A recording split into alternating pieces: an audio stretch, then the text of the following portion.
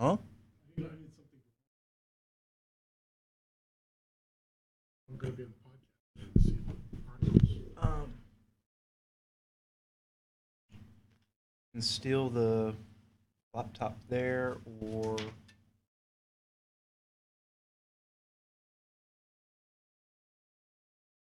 probably your best bet. There's also, I thought there's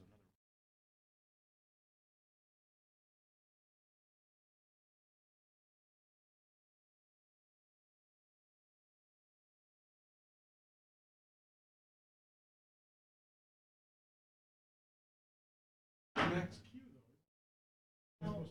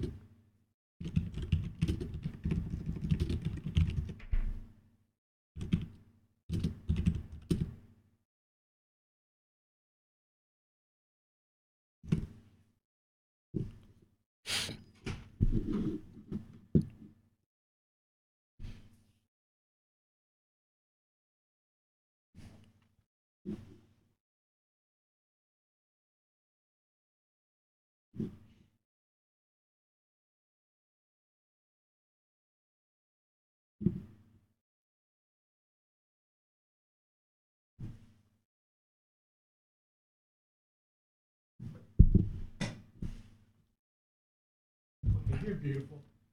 Huh? Mm-hmm. Hi. Where my fucking cursor go? There we go. Wow, you are pasty white, aren't you? I don't trust the histograms on these cameras. They're showing it be like, it's like 2 stops down. I don't believe it.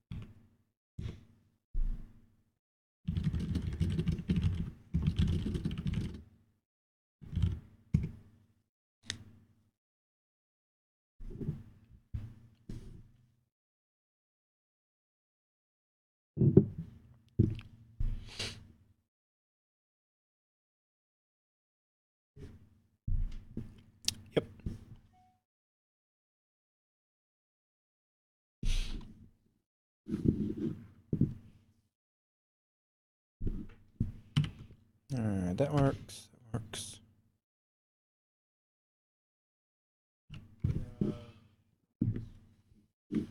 No pics?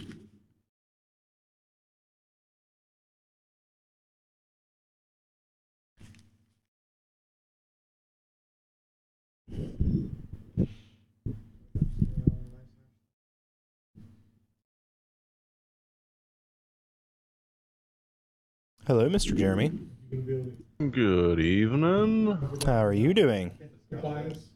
Eyes beat. And very bright. You are very bright. We've been having fun with exposure on our local cameras here, too. It's Skype or Logitech being helpful, I think. Yeah. Since we got Ryan in remote, I was just going to drop the lower thirds for today. Fair enough. I think we all know who we are by now, or at least I don't know who I so. am. I might be you.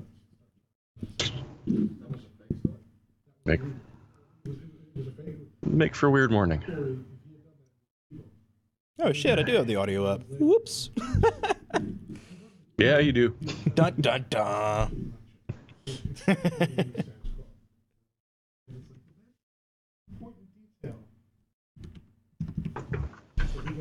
Oh.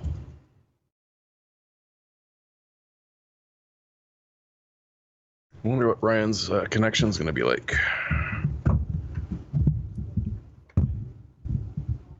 Oh, look, I got to turn my gate back down because I gated it back up when I was typing on my clackety clackety clackety keyboard.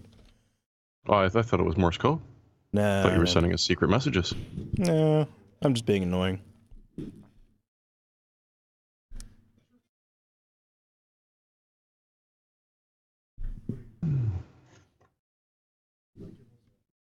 Well, that wasn't lame duck. That was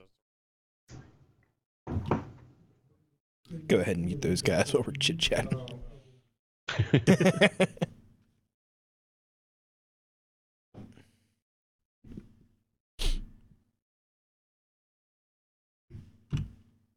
Jeremy was talking. Yeah, but I'm not anymore.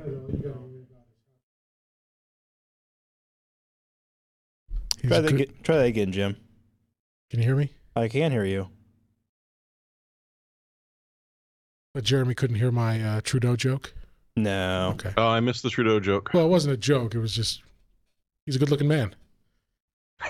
So the world seems to think. Yeah. so. He looks an awful lot like Fidel Castro, though. Jeremy, did you enjoy? The, You know, could have been a thing. Yeah, they were all kind of hanging out around that time. Did you enjoy the temporary million points per day times 15 systems? That was friggin' impressive, man. I don't even think I finished more than like 5 or 6 walks because it was just taking too long. Still. But I just wanted the screenshot. Yeah. Reminds me of when we knew a guy who used to hijack a sun system every once in a while for an hour or two. Yeah, I remember you. That spat out a ridiculous amount of work.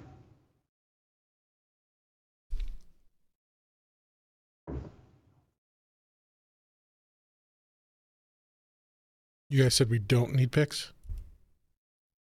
It looks like we got a lot to cover. Okay. I've never been up here before for the big show, at least. I know, right? You haven't? No, I mean, I've done a few like videos, features on this set, but never, Hasn't been on the never for the podcast. podcast. And I'm Moving hungry. on up. And you're hungry? I gotta eat some more floppy You disks. want some floppy disks? I mean, I don't think I ate enough this I can go this get you some afternoon. floppy disks. All right, is this where is it? God, yeah, there's a lot of articles. So you see the screen, I assume, That one? Alex. Yes. Yeah, that one. Okay, good. Does it scroll?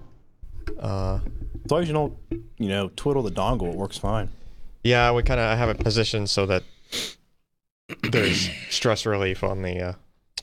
Oh, on is the this thing. how's this? Is this the cough drop thing? Yeah. So when I'm holding it down, I'm muted. Correct. Or so it's hold down, not press and activate. No, it's not a clicker. You have to hold it down. Okay, good. Does that work? Test it by saying something really obscene. What was that, Jeremy? I said test it by saying something really obscene and see if you were muted or not. Oh, okay. That great idea. You're not Ryan. Thank God. Wow. He said, "You're not Ryan." Now he's done weird things to you. Really, really bad. It's true though. Ken, Wow, you got is a nice that my connection there. Ryan's out on the patio. is that my converter? Yeah, it is. You look pretty good. That looks for pretty damn Hawaii. good. Yeah. Yeah. What's the camera though? Lumix? No, the A7S II. You know, a webcam. Yeah, Yeah, mine, webcam. mine are webcam. It's an amazing webcam you got there. The low light performance is amazing. Yeah. Hey, Alex, Fine. can you Have boost my monitor nice gray volume? background. Super so you can, affordable like- too. Yeah, you can just key Ryan out and put him wherever you want. That's true. Yeah. So, If I could reach the all damn right, thing, I would. he's gonna sit down. Good. I think so. Focus. Focus. Almost. You're fine. What's up? Christmas present for you. Ooh. Wow, that mic sounds pretty good Presents. too. Good video, good mic. This is just not right. Welcome PR team. He's got those special Qualcomm Wi-Fi's. Oh god. These Hey, are that's pretty good. Right? When did I'm we so happy. when did we take this? Oh, this is in San Diego. Benchmarking San Diego. Yeah. That was Ken's got to February. raise I was the looking at him camera a like, little bit. I His didn't top bring of his those head is cut clothes. off. yeah, but nobody can hear us Yeah, right we all now look so young, happy. over there. Ryan's just ignoring us as usual. Yeah, that's pretty usual, yeah. Yeah, I'm with you. Ryan's too tall for the camera. Hey guys. Yeah, like bastard yeah. Mo, I think yeah. I need to be zoomed out some, Ken. Can you guys hear me? Did We you can. borrow? Yes. Did you borrow one of Ken's shirts?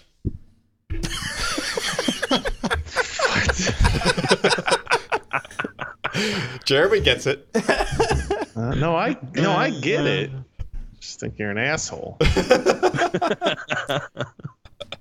Hey, Ken, That's can you fine, frame that's the fine. water bottle? Or Ryan, move the water bottle a little bit. No. Okay. Jim, since when do we actually like frame beverages out of frame or out of the shop? Well, it just looked kind of weird, just kind of half hanging on there. There, right there. Perfect. Gosh. Ermagerd. So how's the weather out there? Right. It's crap. The weather is crap. Don't ever come out here. It's Oh, really never. bad. Sure, it's total crap. I'm in my buddy Bernie's room, and he's only got 3 patios, 3 outdoor. Yeah, you got 3. You got 1, 2, and you got 1 in your bedroom. Hello, Mr. my Josh. room looks at a construction area. Hello.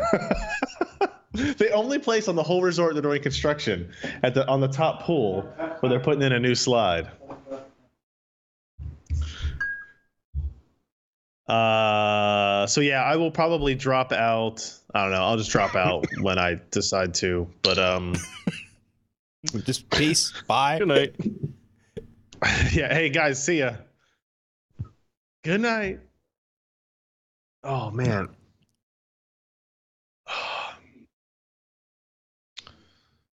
There's a picture of me with some people. Okay. Who printed these, Bernie? I did. It's a company called Social Print Studio. Oh, They're okay. in San Francisco. And they do all sorts, like wooden magnets. Got it. They're $24. You get 24 for $12. All right. 24 prints for $12. They ship it to you. Awesome. My calendar says I'm supposed to do a podcast now. Is that true? In 28 No. seconds. Okay. All right. It's with that guy you're cheating on us with. Moorhead. Ryan, your video and audio might be better than ours, and we're the ones in the studio. You might Well, be the right. A7S II and What, my dongle thingy? you know, the pings are Can you clarify that? consistent. No. It's Your dongle? 120 milliseconds, between 120 and 124 milliseconds consistently, but no drop frames or anything, or no drop packets. Yeah, So that's good. And it looks really damn What's good. the ISP out there? looks nice. What's the ISP out here? Hawaii. I don't know. Which usually doesn't have the best ISPs. Right. You know, That's due to what I the- due to the thought cables. too. What is it? Control C. I guess. Well, what is my IP? Is that what I would go to? Moan my IP. I'm sorry. What? Moan my IP. It says I'm in Utah, and my ISP is Time Warner Cable. Wow. I don't even know where to start with what's wrong with that. Pretty good.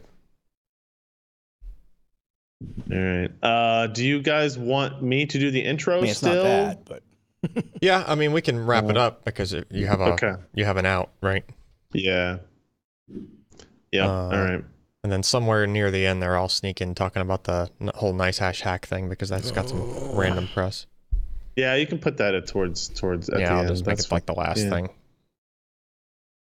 I'll bury the not lead. do we want that on the rundown, or are we just gonna chit chat about it near just, the end? whatever. I'll just instead of the picks of the week, I'll just talk about that. Did you lose No, any Tim of the just $60 posted million, something for it. Alan? I lost a week worth of mining, He hasn't slept Did you in really? like 36 hours. and I had to switch all of my stuff over because now it just didn't work anymore. So I had to basically redo all the software on everything in order to be back up and running. Are like- you gonna tell people how much money that was? It don't was have to. it was close 59. to 0.2 Bitcoin. 0.2 Bitcoin. How much is point? That's Well, it's like, 0.2 times what? $14,000. $2,500. Yeah, $2,500. something like that. You know somebody at NiceHash stole all that, right? I'm Like, that pretty has to be sure. what I'm pretty happened. sure it happened. Yeah, Yeah. I'm pretty sure. There's a crap load of like Reddit sleuths following the blockchain. See, that's the thing. All that crap is public. Yep. Every Oh, transaction sure. is public. You can follow the money, literally. Did you guys hear that, Bernie, about the latest Bitcoin thing? One of the biggest. What would you call it? A It was- depository, like a I mean, I don't know, a It was place an where ex- you could it go. was sort of like, an exchange. source work for yeah, for coin mining, and they always hold how much, and they distribute every other day, or if you hit some threshold or something like that. They had $60 million worth of Bitcoin Yeah. disappeared from their 4,500 Bitcoin. their entire accounts were wiped. That's what they say. It wasn't just mining payouts. It was all of the buy orders as well. Was it people's NiceHash wallets? It was that too. It was all the internal wallets. Jesus. It was, well, not the internal. The internal wallets don't technically actually have Bitcoin in them, right? Yeah, It's they're just a off-chain, number that aren't goes they? there. But then when they do the payout, they just translate it to actual Bitcoin. But there were all Got the it. people that were buying hashing power that had buy orders in, that put money in the system. That was included as well. Sure. Everything that was Yeah. there just whoosh, What was the final valuation on that? 58 million or something? 58 or 60 million, something like that. Yeah, Just that's crazy. a lot of money. What's really crazy is that Tuesday was the day I usually pull out. Wow. All right, cold Take open. that Done. however you All will. Every other day, Are we I live? And I stay in, forgot. Know what I'm saying? And I forgot. Well, yeah. We are live and we are rolling. Oh, okay. Hey Jim, All right. did you, You're did no you get the 60 video? minute man. What was that? Jim, did you get the video? Yes, I did. Thank you. Oh, good. It came down I don't okay. Good. think you were using your nice mic. I think it was capturing the camera mic. no. So it's usable, but it's a little thin. Damn it. I'm sorry. No, that's all right. I It'll didn't even work. think about It'll- that. it'll Talking into that nice mic the whole time. It wasn't doing a damn I thing. was, and it was the Logitech webcam that has recording everything. Yeah, that happens. That's okay. Ken and I brought all this camera gear. We brought two wireless mics, our two Sennheiser wireless mics we use like at CES, and the two receiver packs, right, that are XLR. You plug them into the thing. Only one of them is a receiver, and one of them was a transmitter because they look identical, except for one of them has a mute switch on top and one of them doesn't. But I see. So we only had one wireless mic, as it turned out. So every interview we did was the same as when that Gigabyte guy a couple You're years ago all- at you're CS holding the- just grabbed the whole moving the mic mic back from and me. Oh, we took that video down and we never put it back up, didn't we? Oh, we did have to take that down, didn't we? We need to go Yeah, dig that's that right, I up forgot. because I'm sure it's still on YouTube. It's probably just set to private. maybe Yeah. not to post the whole thing, but to take an excerpt of just the move that the guy did. Because like You were reacting to it pretty funny, like the third or fourth time, because he was literally just grabbing the mic. I was probably just holding it, handing it to him at that point. All right, we ready to do this? Yeah, how are we gonna do our intro Nah. rolls? We gonna start with Ryan, or we gonna finish with you, Ryan? We'll start with me. Like I'll do the normal intro stuff, and then I don't know what to do after that. Jeremy, Go Josh, Ryan, then the two there. Josh, or Ryan, Jeremy, Josh, Yeah, we'll just me, go. and then Jim. Yeah. All right, so And we're then gonna, I'll walk through the spam list, Patreon mailbag I plays. will Vanna it for you. Yeah, that's fine. And then I'll just talk about all the Qualcomm stuff, and then probably after that, depending on what the time frame looks like, maybe I'll stick around for like the Elgato or something too. But The Elgato. Is there anything else in this? Look at this news list to make sure there's nothing else in here that I specifically need to. Nah. Okay. All right. Ready? Yep. All right. Here we go. 3, 2. Hey, everybody. Welcome to the PC Perspective Podcast. This is episode 478 being recorded on December 6th, 2017. I'm Ryan Shroud. I'm Jeremy Hellstrom. I'm Josh Walrath, and I muted my mic for some reason, probably because I was clearing my throat, and I've got a little post-nasal drip and some sinus issues, and I'm getting over a cold, and so things have been a little yucky, not a whole lot of fun. Oh, and I'm Doesn't Josh sound like you're Walrath getting over again. it. I'm Alan Valentano. And I ate Ken Addison. Szechuan sauce. It was delicious. I'm Jim Tanis, filling in for our reporters on assignment. Ken is actually standing or sitting, I should say, he's behind the camera here. We're both in Maui. You can't tell it from this backdrop behind me, but we're in a beautiful place, and I'm not in like a cell room. Don't worry, you're on solid anything. gray, so we can just key that out and put like palm trees and the stuff behind you. Yeah, please do that. Yeah, in post, make sure that it's tropical behind me. Yes.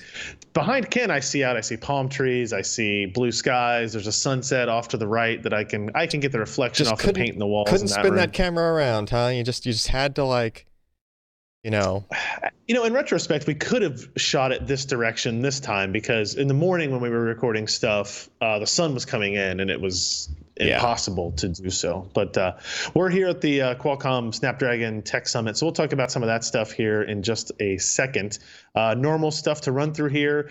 We do record the show on Wednesday nights, 10 p.m. Eastern, 7 p.m. Pacific, 5 p.m. Hawaii time. At pcper.com/live. If you need a little reminder for that, you can go to pcper.com/subscribe, sign up for our mailing list, ask for your name, your email address. We send you a notification some point before the show happens. I make no more claims about when that will or won't be. We still have our Patreon going as well. Patreon.com/pcper. That's where you can go to become a recurring monthly contributor to the website, right? If you feel like you run an ad blocker, or you just think the podcasts we do, the videos we do, the articles we do are worth it to you, you can contribute $1, $3, $5, $10, $20, $50, $100, whatever you want per month. Directly goes to us and the content creation. None of that other stuff gets in the way. We greatly appreciate all of our patrons. If I have my phone here. If anybody becomes a new patron or increases during the show, I will take a note of it here and call you out. The Sarah McLachlan, on the arms of an angel, yes. and just slowly zoom in on it. You I'm do sure look it's kind of gonna like a be- you'll just malnourished rake in the dog in that cash. photo. Yeah. Yeah. Let's see what else. Encourage everybody. Part of the stuff that the Patreon has enabled us to do is we have our PC Per mailbag. We're on our 20th episode. Is this the Alan episode or the Josh episode? This looks like the Alan one. The Alan All right. episode. I'm Alan- wearing the Death Wish Raid T-shirt. Was that by request? No. Oh, okay. It's that simple as it would sound. You guys send us questions in the comments on the YouTube video or on the website, and we answer them and get back to you that way. I think it's pretty cool. And then we did a PC Per Plays, which was like probably the nerdiest one yet. This is Star Trek Judgment Rights. Yep. Not only have I never heard of it, nor never played it, I've never heard of it. What type of game was this that you guys ran through? This is an early '90s point-and-click adventure game. There were two games in this style, 25th Anniversary and Judgment Rights, and it's a episodic Star Trek themed adventure, but it also has things like space combat, really unique puzzles. It's a game that you just have to be cool enough to appreciate, and some people they just can't handle it. I will not argue with that. Some people cannot handle it, the excitement of that. So obviously at pcper.com/podcast, go there and find URLs, links, show notes, all the subscription stuff you would need is all located there. Let's go ahead and jump into Can I say one thing before you go? Yeah, sure. I kind of missing the edgy t-shirt. This is my business casual Hawaii attire, right? I know somebody asked if I borrowed one of Ken's shirts earlier, and I did not. This is mine. Thank you. I appreciate that. Although now that you say it, I will point out that we've had one person comment earlier today. Two people, Ken points out, that said, "Hey, is that the team uniform?" We were walking around today, so. Ken only wears plaid. If it puts your mind at ease, Josh, he's not wearing any pants. Yeah. I think that always puts Josh at ease. Think about that. Always. Think about that. Right. All right, so let's talk about some of the Qualcomm stuff that happened, right? So this is a 3-day event. We're at the end of day 2 here, so we can talk about what happened to day 1 and day 2, but I don't know what's happening on day 3. The first announcement that they made was kind of the official unveiling of their Windows on Snapdragon devices. So these are notebooks, convertibles, laptops, 2-in-1s, whatever the hell people call them now. That instead of Intel processors or AMD CPUs, they have Qualcomm Snapdragon 835 at the core of them, right? And this is something we've talked about this a bunch. We've previewed this a bunch. We've talked about the implications of this. But now we know Asus has a model. It's called the Nova Go, which is odd. HP, what's the HP one called? Is it just the Envy X2? Envy X2. So they went with a standard kind of traditional naming scheme. I'm a big fan of that. The pen is thicker in one picture than in the other. For the Asus one or for the HP device? Yeah. It's a little more excited in the second shot. Well, in the second picture, it's the case and the keyboard and the screen. I gotcha. Okay. Yeah, and it looks to me in the first photo like that pen is photoshopped in. Yeah, I think it is. Yeah, I think that's fake. So the HP device is a detachable. That's right. It's a Surface style device. It's very thin. It's fanless. It's got a fold down keyboard, kickstand model, that type of stuff. It does have active stylus pen optional. I don't know if they ship with them. I actually don't know the answer to that. 12.3 inch screen. 16:9. What is it? Did we decide 1080p on that, Ken? Yeah. So Snapdragon 835, 4 gigs or 8 gigs, and then up to 256 gigs of storage. And the Asus is pretty much identical hardware. It's a convertible, so it's got like the yoga style hinges. It folds back into its tablet mode. Also available in 4 or 8 gigs with up to 256 gigs of storage. There is some connectivity differences. The HP model only has USB Type-C and a single headphone port, while the Asus machine has no Type-C, has 2 USB Type-A headphone, and then it charges through like a proprietary, semi-proprietary barrel connector, right? Which is actually really disappointing because that should be USB-C at this point. Even if you put USB Type-A ports on these systems, which I think is actually a really good idea, you should have the Type-C for charging at this point, right? Pretty much all of these thin and lights use Type-C for charging, and to break that cycle for this sucks, right? And it doesn't really make any sense. There's no, as far as I know, there's no cost advantage to this, or it can't be significant. The other thing, obviously, is all these systems have integrated in the SoC the Snapdragon X16 modem, LTE capability. Qualcomm has said that their partners are not going to be selling any Wi-Fi only models of this. So all of the laptops, notebooks you buy will be LTE capable, right? So whether or not you put a SIM in it is a different discussion about where you'll buy it and how you'll purchase the devices. But they will all have LTE modems in them. They will also all be pre-installed with Windows 10S, which not unexpected, not great, but not an unexpected move. They are, you can upgrade these to Windows 10, and that's free through September or December, I think. So it goes through the most of 2018, actually. So if you want to upgrade that, which I see no reason why a reasonable person would not automatically do that, then you still have the capability to download your applications and run software outside of the Windows Store. And there were some questions in the comments, actually, and I pointed this out, that this is the emulation error, and apparently I misspelled the word emulation, I just saw, that we've mentioned in previous posts. It cannot run x64, it cannot run 64-bit apps, but it will run x86 apps with a handful of exceptions. Well, I say a handful, but an unknown number of exceptions, right? Anything that uses kernel mode drivers, right, as opposed to just, being something where the OS, that lets the OS handle all of those different traits and specifications, will probably not run. So things like, it's kind of a problem for us to review PCMark. PCMark 8 won't run on these devices because it installs kernel mode drivers that it uses for kind of the simulation side of things. So it's interesting in that regard. $600 to $800 depending on your configuration. We're waiting for final devices to do reviews on and do testing on.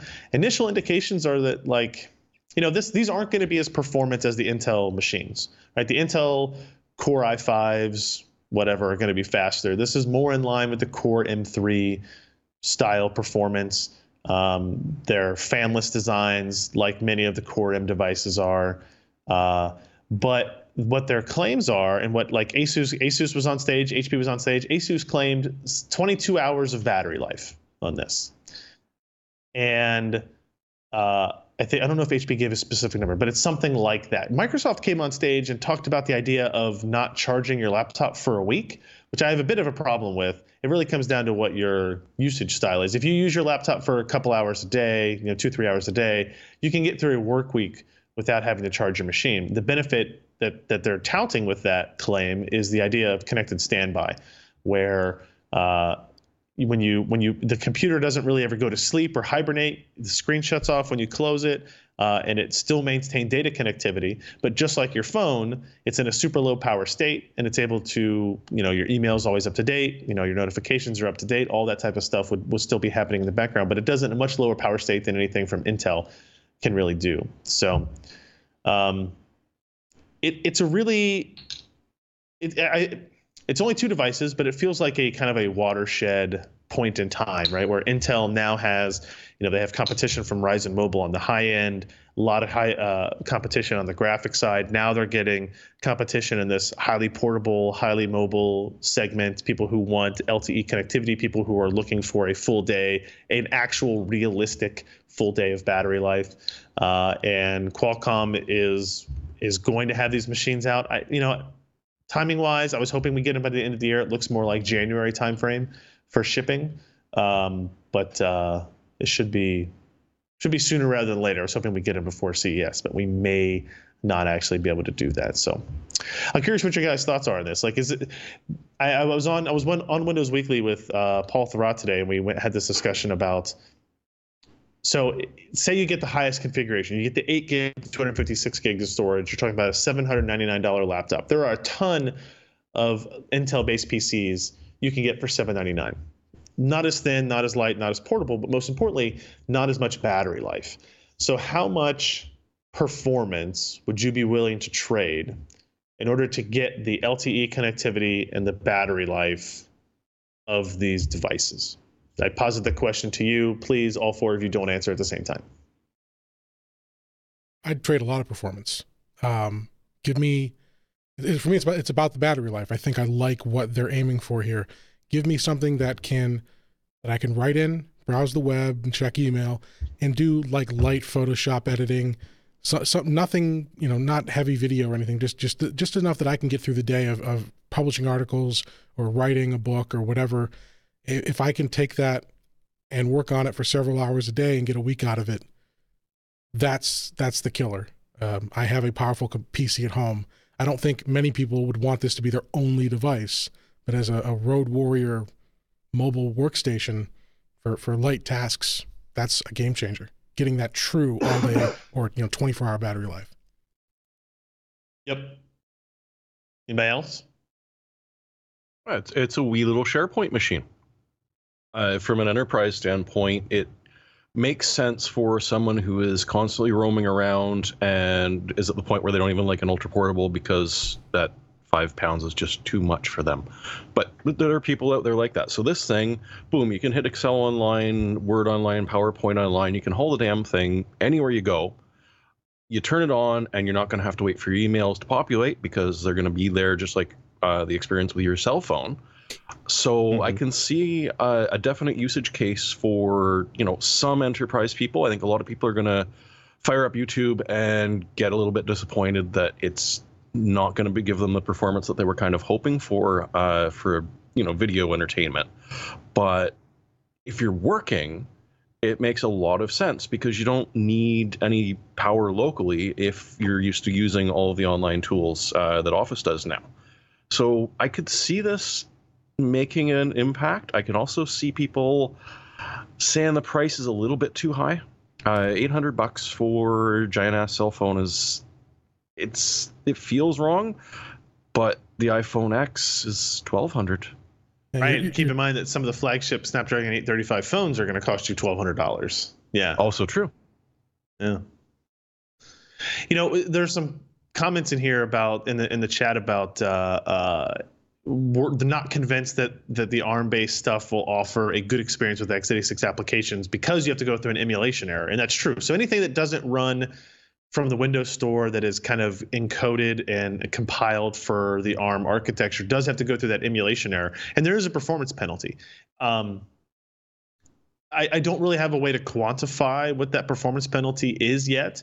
And the benefit for Qualcomm and maybe the problem for reviewers is that traditional benchmarks don't really run, right? So we talked about PCMark's not going to run, SysMark's not going to run. You can maybe run something like Audacity encode, or you can run H.264 encoding applications, but it all depends on what drivers they install, right? For example, I was able to play video through the HD Home Run in the Office on one of these devices, but we had to download the MPEG-2 decoder from the Windows Store in order for it to work. I would say, the Office I have run on these devices is x86 emulated, downloaded from Microsoft.com, not through the store, and it runs fine, right? I have not installed Photoshop on it yet. That's kind of like my next big step is what happens when I put a bulky application like Photoshop on a machine like this. Can I do that basic photo editing? Like I'm not doing thousands of images when I'm on work trips, right? I'm doing 10 images for a news post or a review. Do I have the ability to do that, and can it hold on to it? I think there's still a question mark. I think it will do better than most people think. And the only other thing I would say is that these systems, I would not recommend anybody buy a system with 4 gigs of memory if 8 gigs is available, right? Because once browsers, even if you just have tabs of browsers open, you're using 90+% of your system memory when you do that. And when you have to start swapping, now you're looking at a non-PCIe NVMe storage solution. This is Snapdragon 835. It's using UFS. Which is reasonably fast, but definitely slower than what you get on, even SATA SSDs in terms of a latency standpoint. And as a result, if you have to swap between memory and storage, it's going to be a pain in the ass, right? So 8 gigs, I think, is where you should go with this. And I think that will benefit the fact that it is a slower processor and kind of a slower infrastructure along the way. So have they done something interesting in the back to let you use the 8 gigs of RAM? Because you mentioned it's 32-bit only, right? It's not running a 64-bit OS. So the operating system will run in 64, but the apps don't. In the native ARM system, right? But when you do the emulation stuff only works with it's 32-bit. So each Well, that's individual always a lot of application memory might for the only be able to operating access system. 4 gigs, maybe. But yeah. But stuff like Edge, is built in. If you use Edge browser, that's fine. The biggest question I think we'll have is like Chrome. Chrome is an app that will never be in the Windows Store, probably, right? And it will never be compiled for UWP. So, but it's also the world's most popular web browser for systems like this. So now what do you do, right? And I imagine that's a place where Qualcomm and Microsoft have spent a lot of time tuning, tweaking software to make the emulation as clean and as fast as possible. So it'll be interesting. It's all interesting, Ryan. Go ahead, Josh. What was that? I said it's all interesting. It is really interesting. I'm going to be kind of curious to it's- see. Oh, go ahead. I was just gonna say it's interesting to see a bunch of changes happening in this space that haven't in a while. Yeah, I mean, we had the Windows RT disaster, and before that, way before that, we had the Transmeta guys who had an architecture that had an active translation layer that was, software, and it, apparently worked well. Who ended up with Transmeta? Was that Intel? I don't know. I think so. I can't remember. I think so. Either. Yes. Yeah. Yeah. So it's going to be interesting to see how emulation, because we have CPU cycles to spare in many instances. I mean, Oh, sure. you got a quad core 2.4 gigahertz ARM processor. I mean, that's pretty good throughput, and especially for any kind of office type stuff, web browsing, like Jim was saying. I mean, it's more than adequate to give you a speedy feeling if the software is well optimized for it. So it's Right. Again, the proof is going to be in the pudding. We'll see Yep. how it goes. Yep, we will see very shortly. And then today what they announced was the Snapdragon 845. So this is the next generation SoC that will be coming in smartphones, they say in the first half of 2018. Your Galaxy S9s. Basically, any flagship Android phone that isn't built by Huawei is using the high-end Snapdragon devices, right? So they were all based on 835. We assume the next gens will all be based on 845. And they went into a little bit of detail of some of the architectural stuff, some new CPU, some new GPU, some new ISP, some new DSP. Everything has kind of been re-architected. They talk about imaging and AI kind of being the focus for that. A little disappointing in the presentations. They didn't show a whole lot of performance data. The GPU is claimed to be 30% faster. The CPU is claimed to be 30% faster. The Adreno 630 is apparently a completely new architectural design, right? It's still like a tile-based renderer and all that, but it's apparently not just a slightly tweaked version of what the 540 was. So I'm very curious to talk more with these guys about what that actually means and how much they're willing to divulge in terms of that architecture and what that, how does that, did they change stuff in order to interact with other elements of the system so that they could have improved heterogeneous compute, right? On the CPU side, it's now an octa-core setup, or it is an octa-core setup, again, for high performance, for high efficiency cores. The big change there is slightly higher clock speeds, but each core now has a dedicated L2 cache, and there is a shared L3 cache across all 8 cores, which sounds a little similar to what the ARM Dynamic was, right, Josh? Yeah, I was actually just about to ask that. I mean, did Qualcomm license the Dynamic architecture from? I mean, it's an improved upon A75 and A55 that they did custom work to. Yep. So that's it's still a semi-custom license. It's not off-the-shelf parts that they claim that they were able to, but they did confirm that it was A75 and A55 based. And they did some tweaks to, like one of the things they did is they added a 3 megabyte system cache to it, which is actually on die, but off to the side of all these other modules, right? So now this is a place where the graphics, the CPU, the image processing, the DSP can share data, right? So really, I feel like it's taken a decade, but we're getting closer into that heterogeneous mindset that really AMD kind of pioneered the idea of with the HSA and that foundation. And that's kind of where the customization that essentially came from. is I'm sorry for the latency and me, interrupting you, but No, go that for it. essentially is dynamic. I mean, they have that L3 cache in there kind of off to the side. So when you do cache snoops and whatnot, it's a different hierarchy than what you would expect with like an x86 CPU or previous ARM products. It depends on where it's snooping at, is which pathway it goes to, because the L3 is not where you would typically expect it to be, I guess, in a 10,000 foot view in terms of topology. And so, yeah, it sounds like it would be silly for any of these guys who are making their own architectures to ignore dynamic, because it adds a lot to the SoC in terms of internal communications, latency, flexibility, the ability to utilize PCIe 4.0 controllers, and then through that can do cache coherency through PCI Express. So yeah, they're the first out of the gates with an A75, A55 with dynamic, because this was this is kind of a late 2018 product that ARM was thinking about, but Qualcomm they're right there. Yep.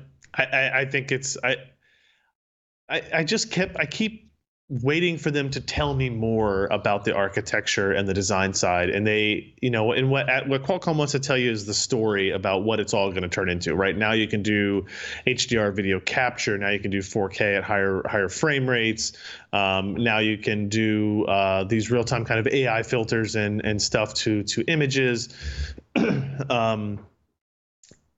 And that's I get it. I understand why they want to do that, but from a hardware guy standpoint, I want to be able to understand the architecture, and I think there's benefit to them still to talk about that stuff as they continue to as they need to prove to the outside world that they are an innovation powerhouse, right? That they're not just kind of slapping things together from ARM and making something out of it, that they're doing real important work that needs to continue. So, yeah, I don't know. This is what we'll see in middle of 2018, it seems like, and hopefully, this will eventually come to the Windows on Snapdragon notebooks we talked about as well. Some variant of 845 will show up and be higher performance. And, I posted on Twitter a couple of pictures. I saw a demo today where, they had the Manhattan mobile benchmark running, and the 845 was running at the same, they capped them at the same frame rate, and the 845 was able to run at 2.9 watts while the 835 ran at 3.8 watts. So a pretty big efficiency jump, considering there was no process tech change, and this is all an architectural difference, right? So there's a lot of potential for 845 to make some of the more mainstream important differences, like the just power consumption, battery life, heat, usability. While how hot does it get? How long can you be in a VR headset or XR headset or whatever it is based on that device? I think a lot of that gets changed for the middle of the year. So. Any other thoughts on 845? No, I think I espoused them all. Okay. All right. There was one other thing on the Qualcomm side before we move on. A guy from AMD came out on stage during the press conference on the first day, which got a lot of like rumbles and grumbles in the crowd, like, we want to bring out our partner, somebody, from AMD. I think people were thinking somebody was buying somebody or licensing some graphics IP or doing whatever you have. But as it turns out, what they announced was that the Ryzen mobile platforms were going to support the Snapdragon X16 LTE modem, meaning that Ryzen notebooks with their higher graphics performance, all that stuff, will have the ability to support the same kind of mobile connectivity.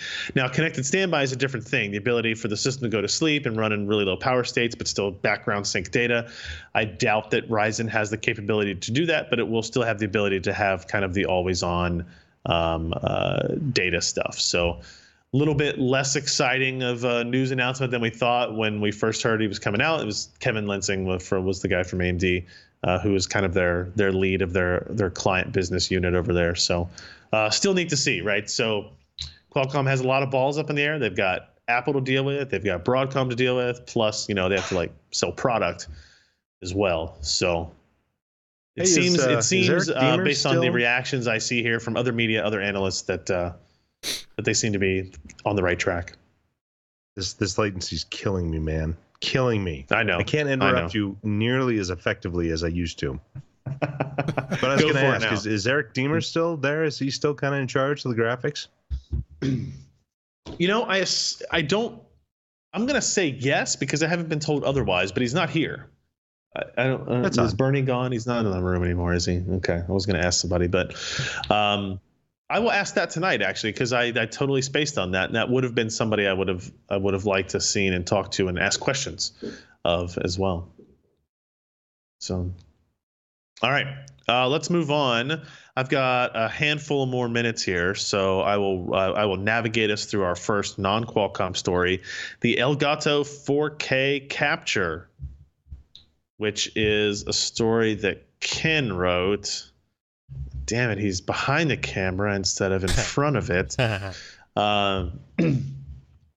This is a 4K 60 HDMI 2.0 capture card, right? We had ordered one. Who was the one we ordered from that was bad? It did not actually capture it. Like the Amazon listing said HDMI 2.0, but when we got the card, it literally said on the input, like printed on the card or on the back panel underneath it, HDMI 1.4.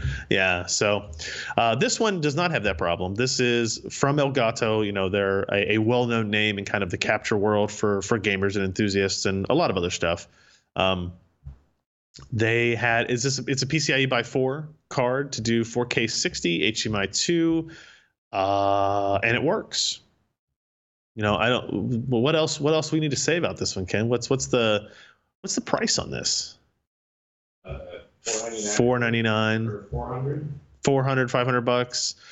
So this is definitely something that you should need before you just purchase. 1080p 60 is fine for most, but it does have capture software in it, so it's able to do 4K 60 capture. Looks like up to 140 megabits per second you can capture, which, by the way, is 58.7 gigabytes per hour of footage, and that's actually not too bad. That's compressed, right? Is that H.264 or 5? You think 58.7 gigabytes per minute? No. That says hour there, doesn't it? Oh, pretty sure that says hour. Yeah, 58. That would be when we do our raw capture. Oh yeah, the raw capture. Yeah, that was doing a gig per second. Yeah. It does have a heatsink style on it. Is it actually it doesn't functional? It doesn't actually make contact. Oh, yeah, it's just the case. Yeah, it's more just like a metal cover. So it heats up the chip more than it should. It's matte black, so it should theoretically conduct the radiant heat out, but like still it's black body radiation. Yeah, yeah, but it doesn't help that it only has a very few vent holes in it, and the vent holes are not necessarily like conducive to if you had air moving from front to back. Like the plate just kind of like blocks it.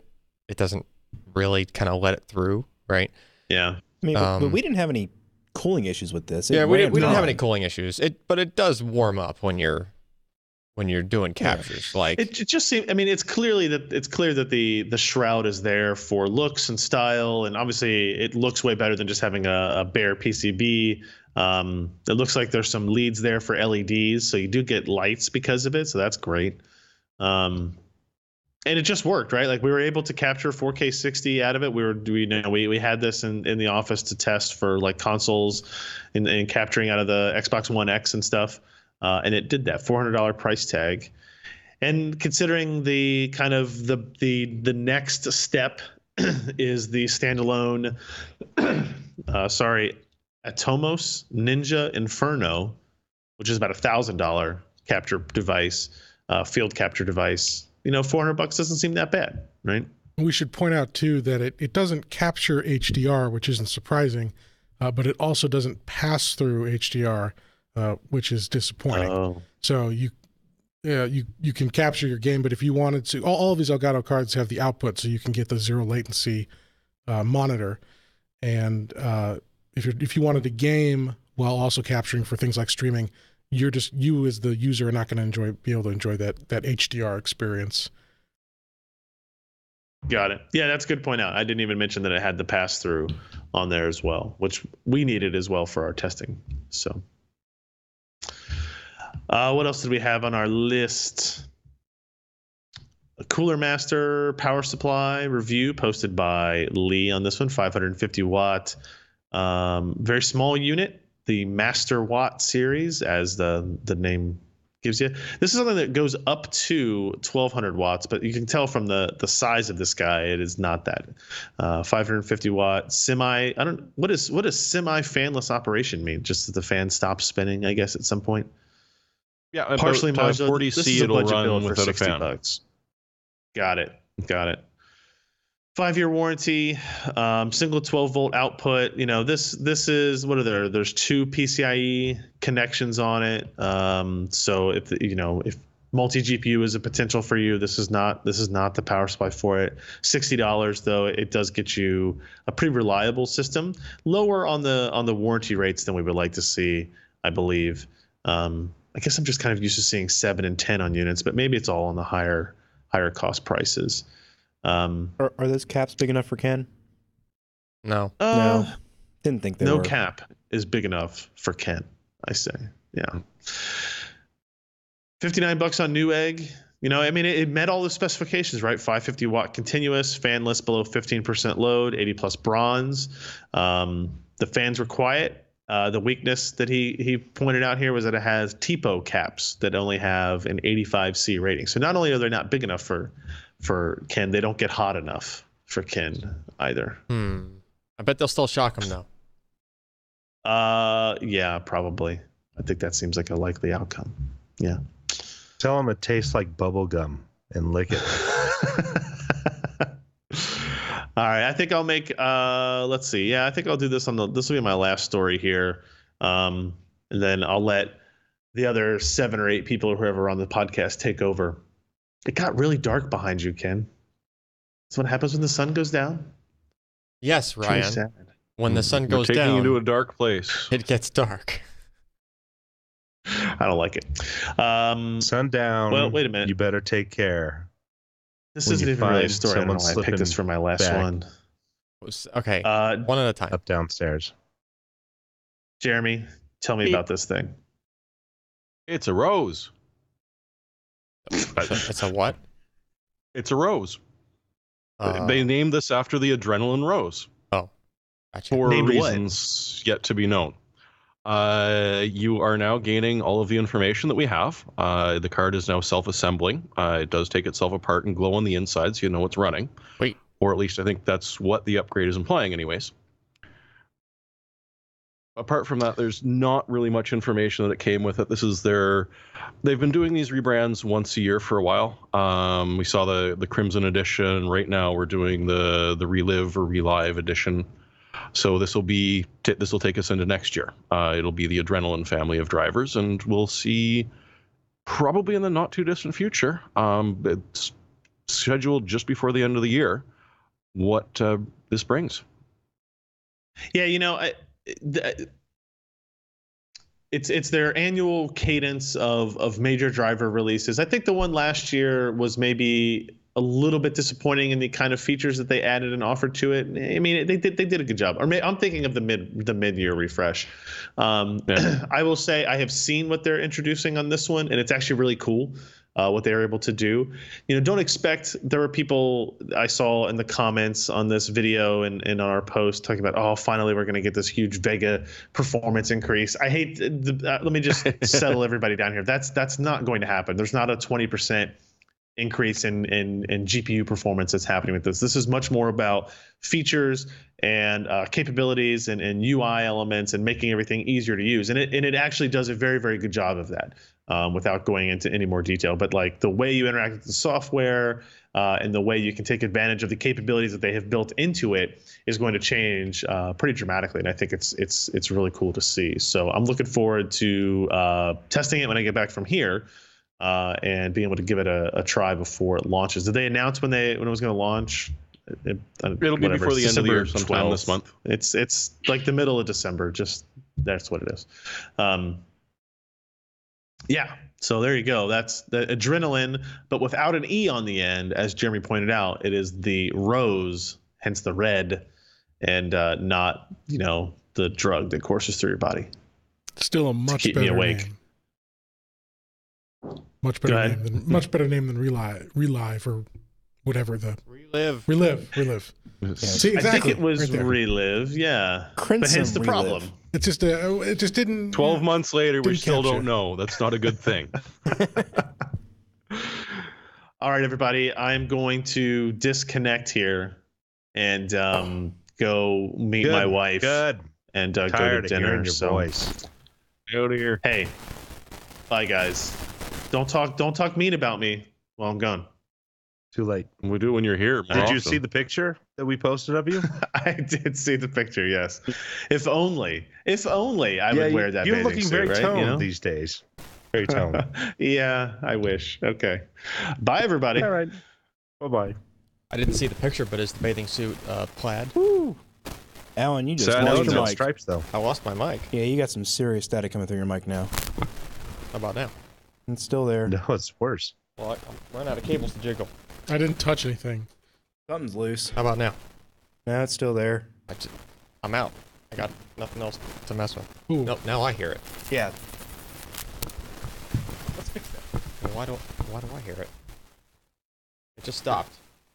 Brian sabotaged the podcast. He pushed a button He as he did. was leaving. No, it's gone now. No. Nope, Oh, now it's back. Now it's back. Every time he talks, it comes. All right, Alex. For the rest of the podcast, you have to sit there and hold that cable just like that, And usually he doesn't pull No, out it's till still Tuesday. there. or you can do that. No, No, nope, still there. Well, it goes away because the gain cuts off the. Yeah. As soon as you talk, it kicks it back in. Oh yeah. Oh, that's pretty bad. Tell us how much money you lost this week, Alan. No.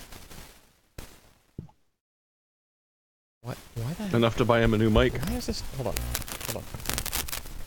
Uh-oh, that's going to pop.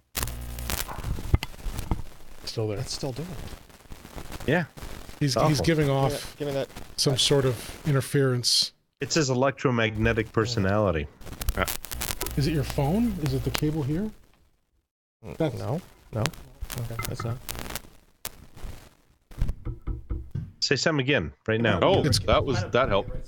It's gone. That's better. Oh, was it loose over there? It just stopped. Whatever happened. Am I still plugged in? I hear you. Yeah. Yeah, it was on your board.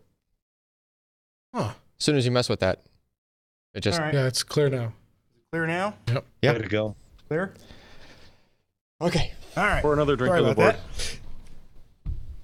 Moving on. I mean, I jiggled all my Moving along. things. You had to jiggle your thing. I know. Jiggling my things always fixes it. My hands are above the table. Not jiggling anything. That just means you're really talented. You're so good with your feet, Jim. All right, and we're going That's to some cut serious after this. That's not possible. Oh. All right, continuing on. Moving along. Alan, you're now Okay. the captain of the ship. What you says goes. When you say go, we go. You know, just thought that'd be appropriate. Hey. I love what it does to Jim. I'm still getting him in my monitor. Who? There you go. You. Who do you think? Oh, okay. All right, ready? Yep. Yes, ma'am. Okay. In other news this week, there is a rumor that Intel is intentionally holding back 10 nanometer, or what's really like the 10 nanometer equivalent, right? Because it's not actually 10 nanometer No, anymore. actually, they're closer to 10 nanometer than anybody else. Oh, I'm sure they are, but I doubt the actual feature size is 10. Like maybe a few Yeah, things might yeah. have that feature Yeah, size. a couple of You know, a couple of really easy things to make on there, but Yeah, of all the marketing speak that all the manufacturers have, Intel is typically the closest to kind of reality. yeah. And so 10 nanometer that's a big jump. People don't realize how big of a jump it is. I mean, we went seemingly from 22 to 14 in not necessarily a blink of an eye, but it was relatively quick, 3 to 4 years. And then we've been on 14 nanometer for quite a while, and they thought, hey, 10 nanometer is not going to be an issue. We're going to get there. We're going to start producing stuff. All of our lives will be happy and things will be gay. And it hasn't turned out that way at all. Fudo wrote this original article, and he was claiming things like they were not seeing, no, wafers were approximately $500 to $700 in price going through the process. And first of all, that's absolute bullshit. I mean, with a cutting edge technology, Yeah, it seems low. wafer costs are more in the range of $7,000 to $10,000 per wafer, and that's taking the slow boat. When you do start doing hot lots, you're anywhere from $25,000 to $35,000, and hot lots is when they put the wafers through as fast as possible. So what happens is once a wafer in a hot lot goes through an end of a particular process, then the stuff that's ahead of it is kind of benched, and then that goes through the next line. So you've got, litho and etch and deposition and scrub and all this other stuff going on.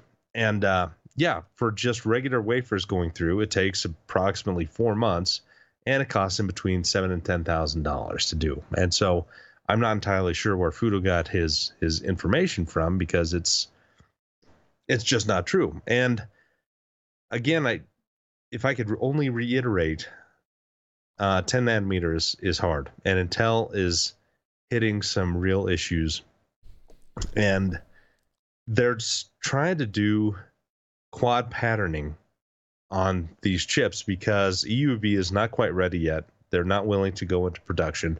There's a handful of 100-watt lamps out there.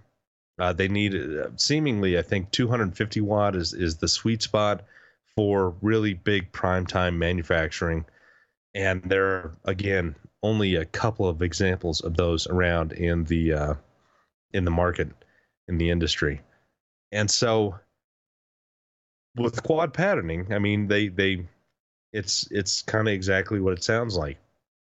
They do a litho with certain structures in there, then they do the etch, then they do another litho pass and another etch, and then another litho, and they do that 4 times to get all of the structures in there that they need. And this takes time. This takes a lot of manpower, and it's just ludicrous. It's hard to do.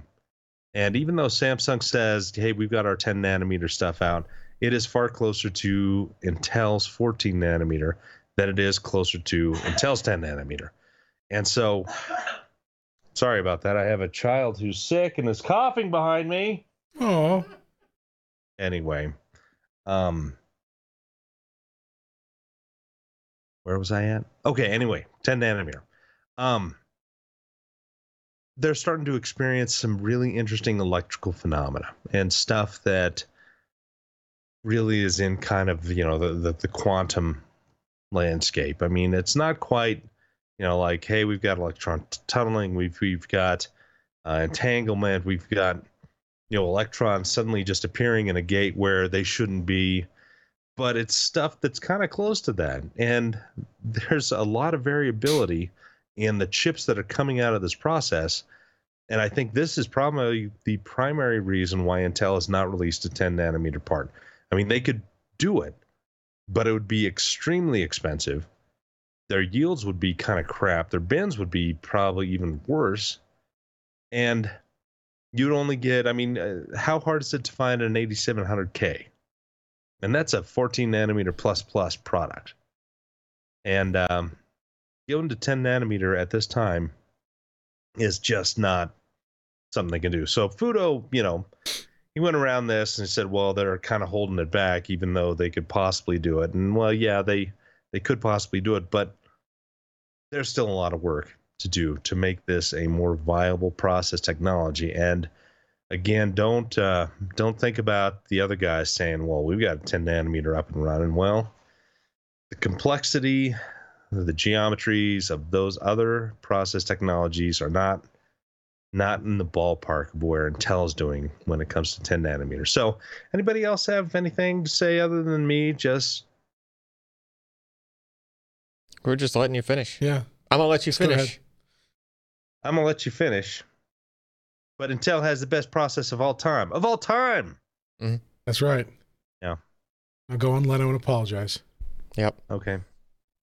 I mean, plus, I mean, even if the cost and the difficulty weren't a factor, I think AMD gave Intel a bigger scare, a bigger push with Ryzen than perhaps many were expecting. So if they could get a better performing part on a better process out there, I mean, they would. They want to maintain a pretty good and gap. they are. Yeah, and they because are. 14 nanometer plus is a very good process. Right. I'm saying they would It want is to a go little bit looser in terms of geometries, and that cuts down kind of on the leakage, and it has improved the transistor switching performance as well, with a little bit increasing of die size, but it's still a really good process, and it's fast. And overclock a Ryzen to 4.9 gigahertz, and I dare you to do that, because it just, unless you got liquid nitrogen, it just, you're not going to do it. But you can do it with that 8700K pretty easily. Mm-hmm.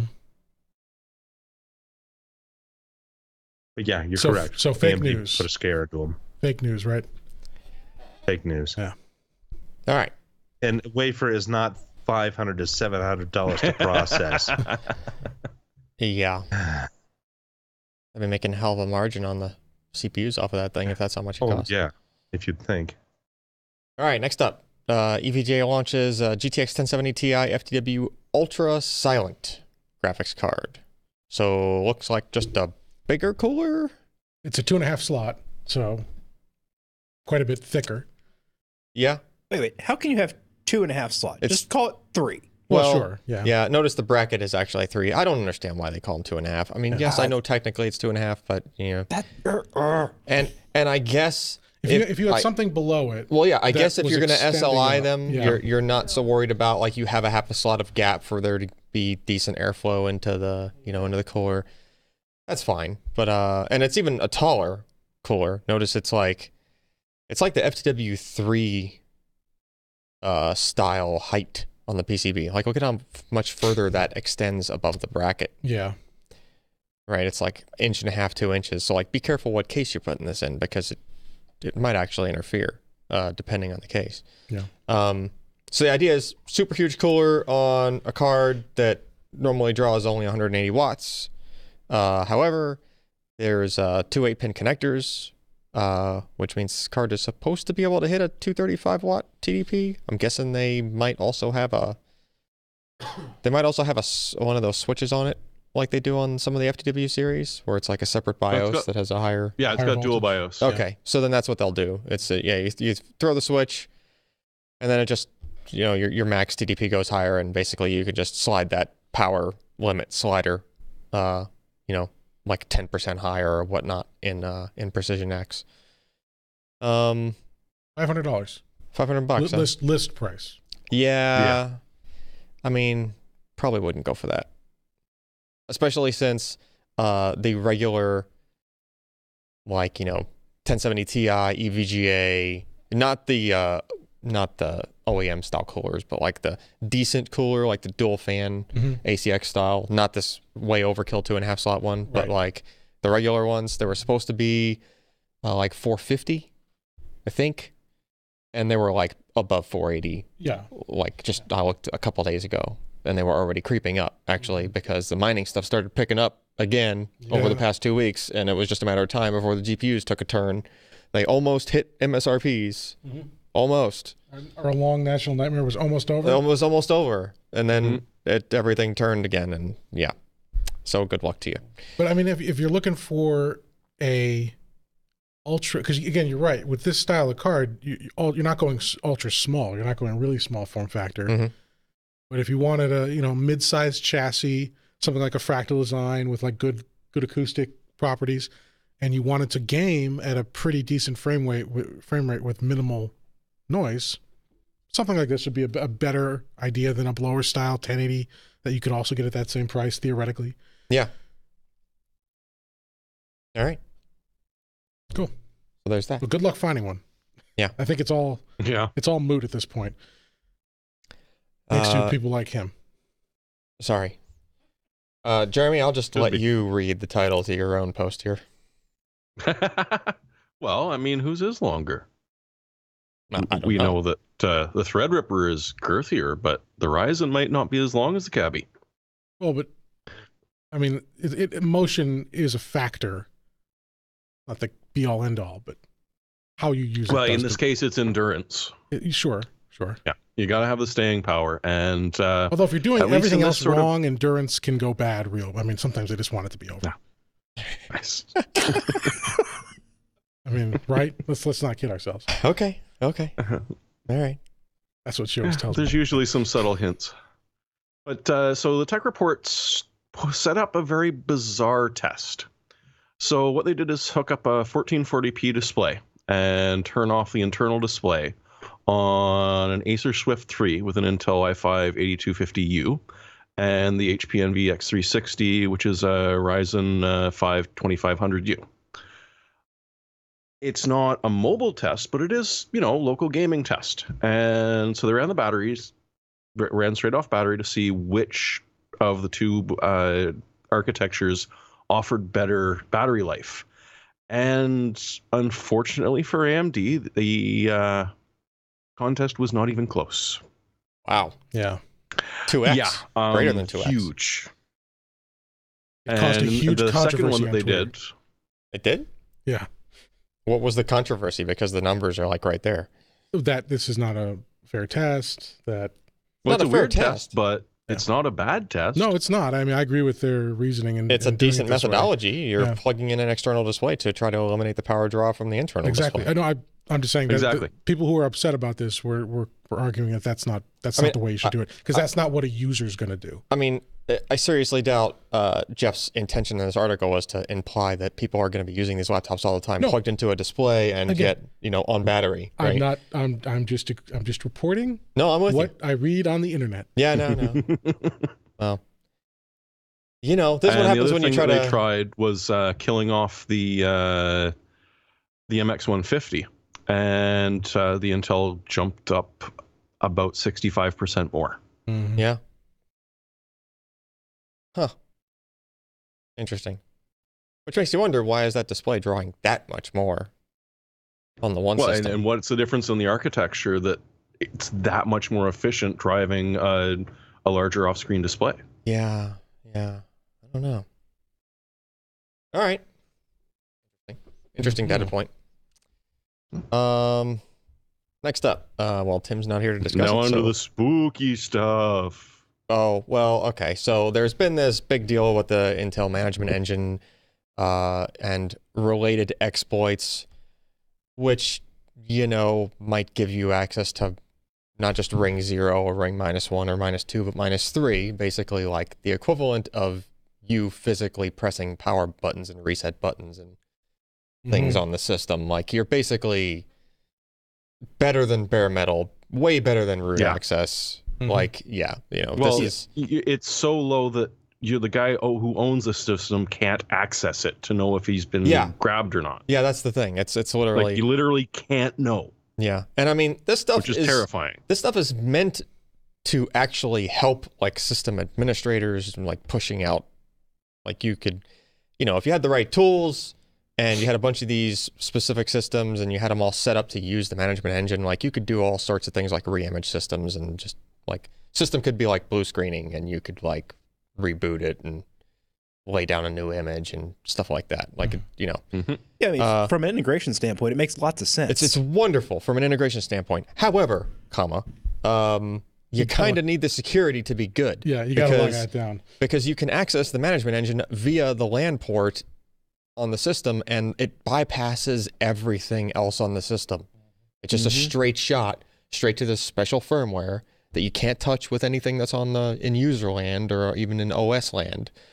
Yeah, it's pretty bad. So, Dell's answer to this, I guess, until Microsoft we can... should say Intel has said that they're not going to be patching this. Patches aren't going to be really widely available till next year. Yeah, Yeah. So First that's, And well, it's vendors that are releasing them, not Intel. Yeah, Yes. that's the other thing. It's a huge cluster, whatever, because like not only does Intel have to patch their management engine, but their management engine is a portion of the BIOS. Mhm. So, wait, isn't it part of the firmware? It's below the BIOS, isn't it? well, you can. well, There's two parts to it. There's It's the got BIOS tentacles interface. up into it. I think you Okay. can. Well, there's a couple of ways to update it, but I think there's some ways you can actually update it, like from within Windows. But it's like there's some public-private key thing that's Yeah, got to it's negotiate all or whatever. signed. Yeah, it's like it's tricky to do that, but it's probably easier to do as part of a BIOS update, I would guess. Mhm. Just because you could have the negotiation happen in there. Like Intel's RAID controller is Mhm. like a part of the BIOS. Right. Like its firmware is a part of the system firmware, right? Yeah, so you just got a one-shot upgrade. Yeah, so you can kind of like wait, so if Intel updated their RAID, their boot stuff for their RAID, you wouldn't get that update until your motherboard maker pushed out a BIOS that included it, Mhm. right? Same kind of deal for this. You either need a really special tool or something, just manufacturer level tool needs to come out. So, in other words, it's like the whole cell phone OS thing for Android, right? Like Google pushes out the new OS update. Now you gotta wait for all the carriers to push it out. If there's a big security vulnerability, now you're just waiting that much longer. Mhm. And then it gets all staggered. You'll have 10% of the devices will get updated right away, and then another 20%, another 50%, just a really bad thing when you have worse than root potentially vulnerabilities on given sets of hardware. So Dell's just like, hey, we're going to make a SKU available that just we disable it before we ship it. well, that's so people It'll saw. cost you $20. Well, Oh, that's the- unfortunate. So people saw that suddenly this option to ship without the Intel Management Engine was available in the configurator for Dell systems. Yeah. That's what triggered this. But then Dell came out and clarified and said, well, hey, we've been offering this for a long time, but only to select customers, enterprise customers. And we're going to expand that. But that whole configurator on the web, that was an error. We're going to take that away. If you want this, just call us. Anyone Oh, can get okay. it, but you got to call us. And I don't know what kind of hoops they're going to put you through. And again, I'm not even sure if that fee is going to be is applicable in the scenario they're now It might running. not even be a fee. Yeah, they it might might just be, right. hey, please disable this. Yeah. So if before you go to ship Dell's it. website now, you're probably not going to see this. I think they removed it. But if you want a Dell system with IME disabled, you have to call them, and they provided a number. It's not here, but I saw they have a number in an update they I provided. have a so- speculation on why there was an option and a fee that was, available to specific OEM customers. Mhm. There's probably certain three-letter agencies that have to really harden their systems and don't Yeah. want like Mhm. any kind of remote access Sure. capability Or foreign customers too. or probably. foreign Yeah. customers. Yeah. So So I mean, for people who care about this, honestly, for how many people you know who have computers care? I mean, well, our peers do. I Most work of them in don't an know. enterprise, man. I've got sysadmins that can now build a house out of what came out of their ears because of Right, this. Yeah, exactly. What I'm Yeah. saying is consumers, end users who go into Best Buy, who Yeah. go into Micro Center, well, not Micro Center, Best Buy, and just pick up something. Sure. I mean, the What's problem the is vPro? now I Yeah, will what's say the vPro? this. Exactly. I will say Yeah, this. they're not going to know. It's not okay. So I'm pretty sure the management engine stuff is actually like it's not routable. It's not going to hop through NAT the other way and come in the internet through your router and just manage to make it to your system. Right. In other words, the management engine Well, doesn't little actively Johnny send. couldn't get on Xbox Live, and so he put the whole house in the DMZ. Right, exactly. So if your LAN on your house is exposed Yeah. to the internet, now you're in trouble, right? Oh, you were in trouble before this too. I Or guess, but- if an attacker gets onto your network via any other Mhm. exploit, then anything else, once he knows how to get into the management engine stuff, Yeah. everything connected on that network is just done. yeah, no, but my Basically. it's not my password's not password. It's password 1. Oh, okay. Yeah, So it's you're fine. safe. Totally fine. Yeah, you'll be safe. Yeah. So for people who do care, and I wasn't trying to make a big flame war here. It was like, who cares about this? Because people do care. I think just a lot of people Obviously. don't know. Yeah, most people is the wouldn't- problem. wouldn't know, Right. or wouldn't even think to understand what this is possible. Yeah. A lot of people up until the past, say 3 months where this started being a newsy thing, where there was seemingly a string of news related to this. I don't think people had any idea. It was just some annoying driver thing they had to add after they did their Windows install, and they had to download from Microsoft so that all their device manager things didn't have, question marks next to them, right? Right. They're just like, it's management engine, which it does have some other, features like the OS can get some hardware level information, low level hardware information about the system into Windows, but that's just like a side feature. Right. That's not the management, the true management part of it. Well, what I was trying to get at, for people who care and don't want any of this, Yeah. I mean, so for our options now, we have Purism. They use Core Boot. System 76, I believe they're also using Core Boot.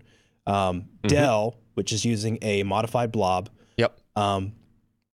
Who else is there? I mean, does the Ryzen, non-pro Ryzen, have any sort of management engine on top of that? Weren't there some, there was one motherboard maker that said that they were gonna support it right away as soon as Intel put it out, or I don't know if it wasn't it like ASRock or somebody?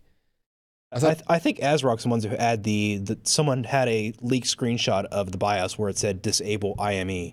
Yeah, like where you had the option. I don't know if they've pushed it out yet, but I like they were early to say that. They were one of the early ones. But still, it's just this huge hodgepodge of stuff. Like, you have a system that's 3-4 years old. You're not going to get a BIOS update for that. Right. It's just not going to happen. Probably even from ASRock. And when you're running a server, that's a big problem because you're not buying a new one every year or two. Yeah, that's the other thing. Yeah. And you can't take it down. Yeah. Not without a lot of special permission and arguing, because you try and explain this to someone from the business side and they're like, I don't care. Go away. Don't interrupt me. It's like, no, you do care. Your clients care. No, I don't. Go away. Has anyone So it's going to be interesting. Has anyone isolated okay, these are the ports or these are the protocols that are used or whatever, so you can just kind of maybe kill it at your router? There's the ME cleaner. What does that do? But that's a completely unsupported thing that I have no hands-on experience with. That's the Core Boot thing they use to take the blobs from Intel and rip everything out except for what's required to boot. Okay. It takes it from I think it removes 80% of the functionality of it, but it still boots it. I mean, it's literally just the CPU, the memory, and the drive controller initialization left over. So Everything somehow it accesses that chunk of firmware and just it just rips it out. Okay. Because the signing is done per module, isn't it? I would guess. Yeah, I've been reading so much stuff on this lately. So how are they doing it without reversed it? Oh, okay. So the signatures still work. The signatures are still valid for each module. Yeah. They just full outright remove modules. Oh, okay. All right. So, but I would think that would invalidate any warranty you have. Oh, yeah. It kills me that they had signature controls on the modules, but had this just really piece of crap, vulnerable as hell, chunk of code running on the exposed side of it, with the network connected to it. I mean, any code in the wild eventually will be exploitable. It's sure. Not if, when. Sure. But it's and not the hard. Sure benefit is with closed stuff, you don't know it until someone actually brags about it. But the thing is, it's not hard to make the very front door super hardened. Well, you know what I mean? It's not hard to do. Okay, make sure buffer overflows can't mess this up. Make sure the initial contact is just as bulletproof as possible. Yeah. But okay. I mean, it's literally like the equivalent of, username and password, like Mac OS. Right. But they already screwed that up. I know. That's why I brought that up. You're saying the issue couldn't possibly just type in root and don't type in a password and hit enter a couple of times and have it work. That wouldn't it be funny if that's what the IME thing is? It's like root, enter. You're in. What would you like to do with this PC? All right. Let's get away from this security stuff here. But it's fun and exciting. I know, but we can go on all night. AMD working on GDDR6 memory controller for future graphics cards. Well, I mean, it's kind of makes sense that that's coming. Didn't we hear that GDDR6 was already in draft form or something, or as far as spec? Yeah, but they're stuff going to do goes. their own controller, though. I think that's the. As opposed to Interesting. what? Licensing one from Intel? Like, where else do you get the memory controller on a GPU? Well, they've been dedicated to HBM for 5 years or whatever it's been. Right. So just saying, so and that they're going to shift. Although the article is clear, this is not a platform-wide shift. They're going to maintain HBM on the high-end cards, but they're also going to bring out Vega 64 and 56 GDDR5 variants at some point, and then future products. I mean, like the first Navi cards will be HBM, and then they'll transition to apparently to GDDR6 for some of the product line. All right. Which controlling, having their own controller and being in It's all control about of costs. that. Yeah, it saves costs and allows GDDR, improved whatever flexibility. number is going to be cheaper than HBM because it's easier to implement. PCB is cheap Yep. as compared to interposers. Mhm. You can redesign, you can respin a PCB in minutes. And the Definitely DDR6 not that long. will help with the bandwidth. Yeah. It'll bring it closer to what HBM can do. Mhm. Right. So, HBM is still a very important part of their plans. I'm sure. And we have not. I think a lot of people were disappointed with Vega, with HBM2 on Vega being in many areas underwhelming compared to what was promised. But we haven't seen the full roadmap yet for them, or the full. Yeah. We haven't seen them fully implement this. They're going to take. There was a reason I think that they stuck with HBM. And we're going to see the fruits of that, or at least what they hope will be successful fruits of that. All right. Okie doke. More AMD news. Existing AM4 motherboards will support upcoming Raven Ridge desktop APUs with a BIOS update. That's like in stark contrast to, Some Intel other lately. unnamed company. No, I'll name them because, like, I mean, heck, we're going like potentially 2 new platforms for each of 2 new generations of CPUs out of Intel. There's a reason why a lot of AM4 motherboards up until now have had HDMI and DisplayPort connections. Mm-hmm. It's like they were thinking of the future. Yes. I bet you I bet you they even had some extra pins they weren't using for like maybe some extra power and like some stuff like that. We might need more power over here and might need some more data pins and I bet they had all that stuff like ready to go. Unlike Intel in this respect. Unfortunately. All right, so good news. Especially for the AMD folk who, kind of like they like to save a penny or two on their motherboard purchases, more so than the Intel people who just seemingly throw cash at every generation, at least lately. Okay, So- then. Hey, I'm just, it just kind of bugs me a little. They used to be better than that. They need to get back on track. Wait. Alan, the guy who spent how many $1,000s on mining hardware is complaining about people buying Intel? It's they're all Intel platforms, but they're all like dirt cheap ones, like Pentiums. Alex, we've been over this. I know. What Alan has is a mental condition, Yeah. and it's just not appropriate anymore. It's just sad. So you're saying I'm not nice, is what you're saying. I'm saying you gotta be aware of the cultural sensitivities of Bitcoin mining syndrome. Of I will miners. say, I will say, mining say that any folks that are Bitcoin mining are probably not worried about the last 2 generations of the Intel hardware. They're like scoping eBay for like dirt cheap motherboards and they're CPUs. following it because every new generation presents a whole new trough of secondhand products that'll hit the market. Well, that's true. Yeah. I'll give you that. The They're still going to be trailing pricey. The trailing upgrade wave. Yeah. It bugs me because like I was holding out for like 370. You're like, okay, I'll build a rig for myself out of that. And then I find out like the next generation won't work on 370 even. That's all right. Which just came out for the current generation. Yeah. So it's like, anyway. You'll be broke. It doesn't matter. Okay. What is this? Bitscope unveils Raspberry Pi. Why do I feel like we talked about this? I think we talked about it in the office. I talked about it on Twitch last week. That's what it was. Ah. Raspberry Pi cluster, 2,880 CPU cores. So this is for R&D because you're not going to be mining stuff with this. You're not going to be doing brute force anything. It's just,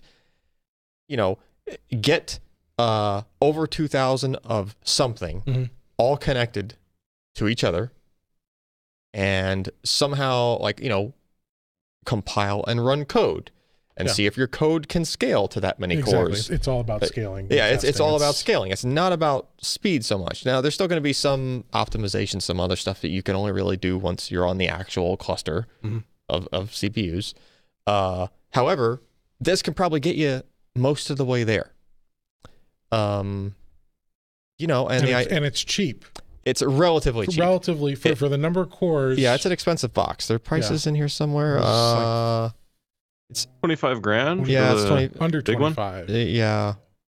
The small one with 1,008 nodes is under $25,000. But okay, you have to realize $25,000 is a drop in the bucket compared to the actual. Yeah, when you're developing for this kind of scale, you've got a budget, an order of multiple orders of magnitude. Sorry. Yeah, exactly. And time is critical. You're literally buying time on that system, and it costs a lot.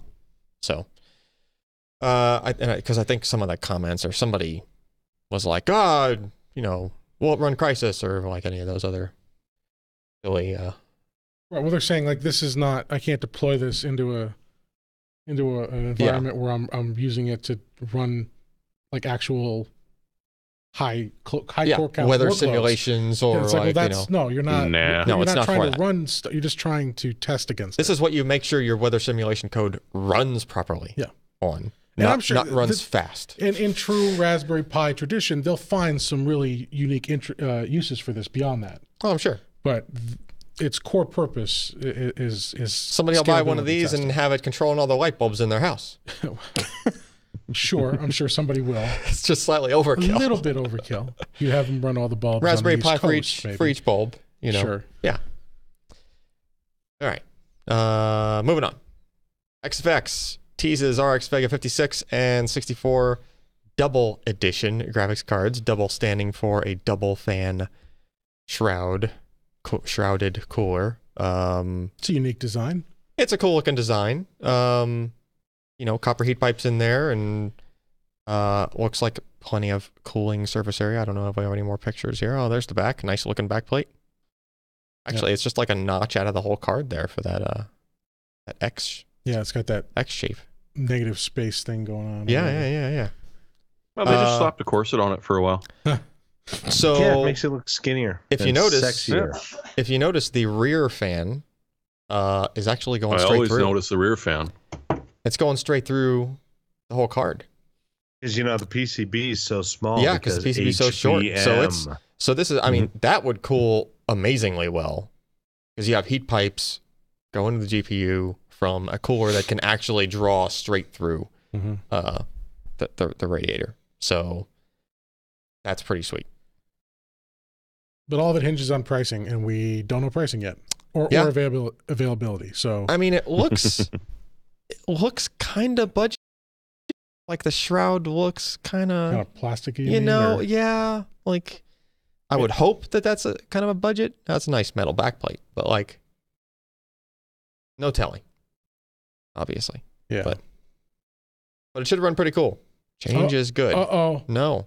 No, Microsoft. No. Keep snoozing. Down, boy. Down. Man. Tragedy averted. Now watch it just reboot anyway. Yeah, right. You think so. All right. Another RX Vega 64 and 56. Oh, look. 2.5. Oh, wait. Maybe these are 3 slot coolers. Nope. 2.5. Triple fan coolers from Asus. ROG Strix RX Vega 64 and 56. There's a beast of a card. Yeah, these are in crazy contrast to the last thing we just looked at because these are almost 12 inches long. Let me look at this. Is there another angle here? Good Lord, look at how tall the PCB is that's like 2 inches above the top of the backplate. An enormous radiator on there. Triple fan cooler. That's definitely going to have enough cooling power for even those GPUs. But like, look at the frequencies. Like that's. Well, it's still Vega. It's still Vega. I mean, that's the thing. It's like I don't want to use the phrase "lipstick on a pig" because that's truly. I mean, Vega has some uses, but Vega is a product that has severe limits in its frequency, in its compute. No cooler of any reasonable price is going to change that. I mean, you're not going to get this and be beating a 1080 Ti. Yeah, and the problem is that it's not really a problem. So there is one benefit. The beefier you go with the cooler on these, they're going to put out the same amount of heat. You can't necessarily overclock them any further. You might get 1% or something. I mean, you're splitting hairs at that point. However, the card will run quieter. Mm-hmm. Yeah, that is a... you will get that. If you care about your system running quieter, sure. But don't get one of these because you think you're going to get an extra 10 or 20% overclock out of the thing. Because it's just not going to happen. It'll hit boost and stay there. It's sure. probably not going to wobble downwards. Sure, but I mean, you can hit boost and stay there even on the stock versions of those cards if you crank the fan up to 100%, and it sounds like a hairdryer, but it's possible, right? So these, you'll be able to do that same thing, but it won't sound like a hairdryer. It'll be reasonably quiet. Theoretically. It should be. Based on the size of that cooler, and I mean, Asus is pretty good. And they've got that cooler design down pretty good. That triple fan cooler, like the last, I think the 1080 Ti that had a triple fan cooler from them, which I think took a long time to come out. It might not even be out yet. I don't think it's out yet. It's it's been in YouTube videos and people have reviewed it and stuff like that. But if anything, is just now out. But that card was a beast as well. You could barely hear the thing. It was cooling just fine. It stayed at 60C or 70C or something like that at full load. Right. And it was quiet, right? So Asus has got that the cooler design down. That begs the question though, for a customer who wants to go Vega, are they going to care about keeping it quiet and and performing along the lines of a standard boost Vega card, or are they going to want to squeeze every ounce of power to try to limit that gap between NVIDIA's products? And you can still do that. You can still raise the power limit even further on this. It's just that typically you just get diminishing returns big time with this particular chip, right? If you're talking $30 or $50, yeah, I could see it. If you're talking an extra 150, that's a tough choice. Yeah, Vega does not have a lot of room. Vega 56 is a different story. No. Vega 64 does not have a lot of pricing room because you very quickly get to the point where you should just buy NVIDIA, even if you don't. No. Even but if you want to set it right in between the water and the air, that's a bit on the pricey side. Yeah. All right. So do I have a thing we can All right, Alan's going to monologue now about... No, it's not going to be vague. Who was it that had the good article about it, though? Tim just posted one right as we started. All right. Well, then there we go. There's a website called PC Per. Yeah, I will go to this. PC Per website. Thank you, Tim, for getting that up there. So NiceHash, which we've had a couple of articles. The main reason I'm bringing this up is because Ken has published several articles in the past. Most recent one was about NiceHash mining, and how to set up the client and how to set up a wallet and how to do all these things to make that process work. It's a pretty good article. Kind of walked you through the whole process there. And years prior to that, did an article just on Bitcoin mining in general, and we talked about power rates because that was actually significant and into the, because it wasn't paying that great back then, even though because the value of Bitcoin was much lower and et cetera, right? So fast forward to by this point, where NiceHash is a huge exchange, which was the largest exchange for hashing power. It's not just exchange for, it's a little bit complicated the way it works. As sellers and buyers both meet at this marketplace thing, and people want to buy hashing power instead of just buying, say, Bitcoin. They want to buy hashing power to mine some Bitcoin. Maybe it's a little bit cheaper or something. Maybe they want to mine something else that's the same algorithm as Bitcoin, like Bitcoin Gold or something, which I think is also SHA-256. Anyway, so you had all these people with their orders in at this site. So there's an amount of money there. And then these guys would pay out based on how much you're mining or how fast your profits are coming in or whatever from you not donating, but selling your hashing power to this exchange as well.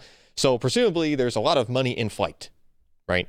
And I don't remember what the last number was, but NiceHash would frequently tweet, how much their payouts were, and it would usually be some huge, like very, very big number. Like, I mean, when we were doing it this summer, it was, $6 to $9 million. Yeah. A week. Payout, a week, Yeah. They were doing these weekly payouts, right? And that was when Bitcoin was a sixth of its current value. Yeah, exactly. So, and that was only what got paid out. Yeah. So you had other people that were getting payouts per day, and then you have all of the people that had purchased hashing power, and that money was also in their system. So think of all that amount of just volume, right? Turns out that volume at any given point in time, specifically yesterday morning point in time, happened to be, does he have the whole number? 4,736 Bitcoin. That's 4,700 Bitcoin. Bitcoin right now, as we're talking, is $14,000 per one Bitcoin. Mm-hmm. And this number's been going up. When it tells you what Bitcoin's done in the past 24 hours. This number was initially $58 million worth of Bitcoin that had been walked off with somehow. We don't know if it's inside job, whatever. But let's clarify that. So it's gone. It's gone. It's just gone. His money is gone. It is. Well, not so gone. Okay, well, so it's gone from whoever here's had what a you have rightful to, claim to Here's it. what you have to consider. There have been like the whole Silk Road thing, like the feds actually followed the blockchain and ended up tracking down who it actually went to, right? That's one of the beauties of the blockchain. Everything is public. You can literally follow the money. There's no way to hide where it goes. Eventually, like no matter what you pass it through, you could still follow it. Mhm. You might have to go to an exchange and pull their record or something, but like anywhere it goes, they're going to be followed. And $66 million worth of something is a lot of incentive for people to follow the money. Sure. Are there any casinos that take Bitcoin yet? I don't know, but the thing is that wherever Because this guess person, what? wherever this person or people tries to move this out to real money, pretty much every place that can exchange for real money or any assets that are expensive are gonna want to know who the person is. Perhaps. And all the coins went to a single wallet. Yeah. Yes. Yeah, they all Not initially smart. funneled into one, and now they've made a bunch of hops after that. And, So it has been disseminated now? it might still be in the same wallet, but like, regardless of what happens, you can follow it, is my Right. point, right? I mean, you could wash it through like altcoin exchanges where it's actually taken outside of the blockchain and put into an external system and brought back in. But You could, but then that takes time and effort. But then But it'll if pop you were, up. but if there was, say, a mob of angry Redditors from the NiceHash group on Reddit who are very good at Weaponized autism. following this stuff, well, I didn't even think to look at any of this, but these guys were all posting about exactly where it was, and they found it like almost right away, right? I have no doubt that more information will come out and maybe even a resolution. Maybe. I so, don't think you're ever going to see your Bitcoin. oh, again. no, I don't. I would be shocked if that happened. And If, Steam, apparently Steam today stopped accepting Bitcoin, so they won't be laundering it through Dota hats. That's true. That's true. Because that's a thing. That could But totally there's be a a thing. nice. There's probably a nice casino in Morocco that can accidentally lose some things. Yeah. Yeah. So there's a lot of fringe financial institutions that would want, seeing how Bitcoin has risen recently, would love to get to pay out to get that Bitcoin right now. Yeah. Yeah. Now, I will say that a lot of people were skeptical just based on, because NiceHash kind of like clammed up. It was just like, Yeah. oh, crap. And just like everything just went down. And then like an hour later, you get this semi-vague message about, maintenance. Is that why Spectrum was down last night? No, you that think? was before this. Okay. So I was trying to fix my internet, and then it came back up, and then like 10 minutes later, Son of a NiceHash went bitch. down, and I was like, I'm still trying to fix my internet. It's Yeah. like I'm thinking my internet's like went down again. Nope, the entire everybody mining to NiceHash went down. So they finally put up a statement. It was like 8 hours later when they actually said what the heck was going on, and it's basically, we informed the authorities. There was a big a compromise in our payment system, et cetera, et cetera. I really don't get why you would have what appears to be the full volume of their Bitcoin like online. In other words, on anything that can initiate a transfer to anything else, right? Maybe they had some offline, but it didn't seem so, because that seemed like, that number seemed about right for how many orders and stuff would be in the system. So anyhow, they're saying they're not saying they're gonna try to make it right and pay people back or any of that, because if you don't got the money, you just can't pay people back. But You create a new cryptocurrency, blackjack and hookers. Well, yeah. I think they already That's got the one of problem. those. It's a little bit too small to actually start up a new economy Yeah, that's completely separated. Like, ground floor. it's a lot of Jeremy. money, but it's not quite that much money. Yeah, and there was Bender would something. hold out for more. So they say they're stopping all operations for the next 24 hours, which implies they're gonna try to start it back up tomorrow. I don't know how many people are gonna be around to use it. But I will guarantee you that any miners that try to use that are going to be a lot more cautious about how much they leave in there. yeah. The default for NiceHash, if you don't use their internal wallet, is that it just pays out daily, which is actually fine, because if you lose like half a day, okay, too bad, so sad. You just use something else or whatever. But if you were using their wallet and you weren't necessarily transferring it out every day, because the fees kind of stack up, so it's more efficient to transfer it out less frequently. They got a little bit burned. Just a little. Yeah. Depending on how long they waited. So, buyer beware, or whatever you want to call it. Well, there was another interesting stat that I just stumbled across today that, because, Bitcoin was sort of in the news, strangely enough. Did you know that it uses, the total global mining community is using as much power as the country of Serbia? It's freaking insane.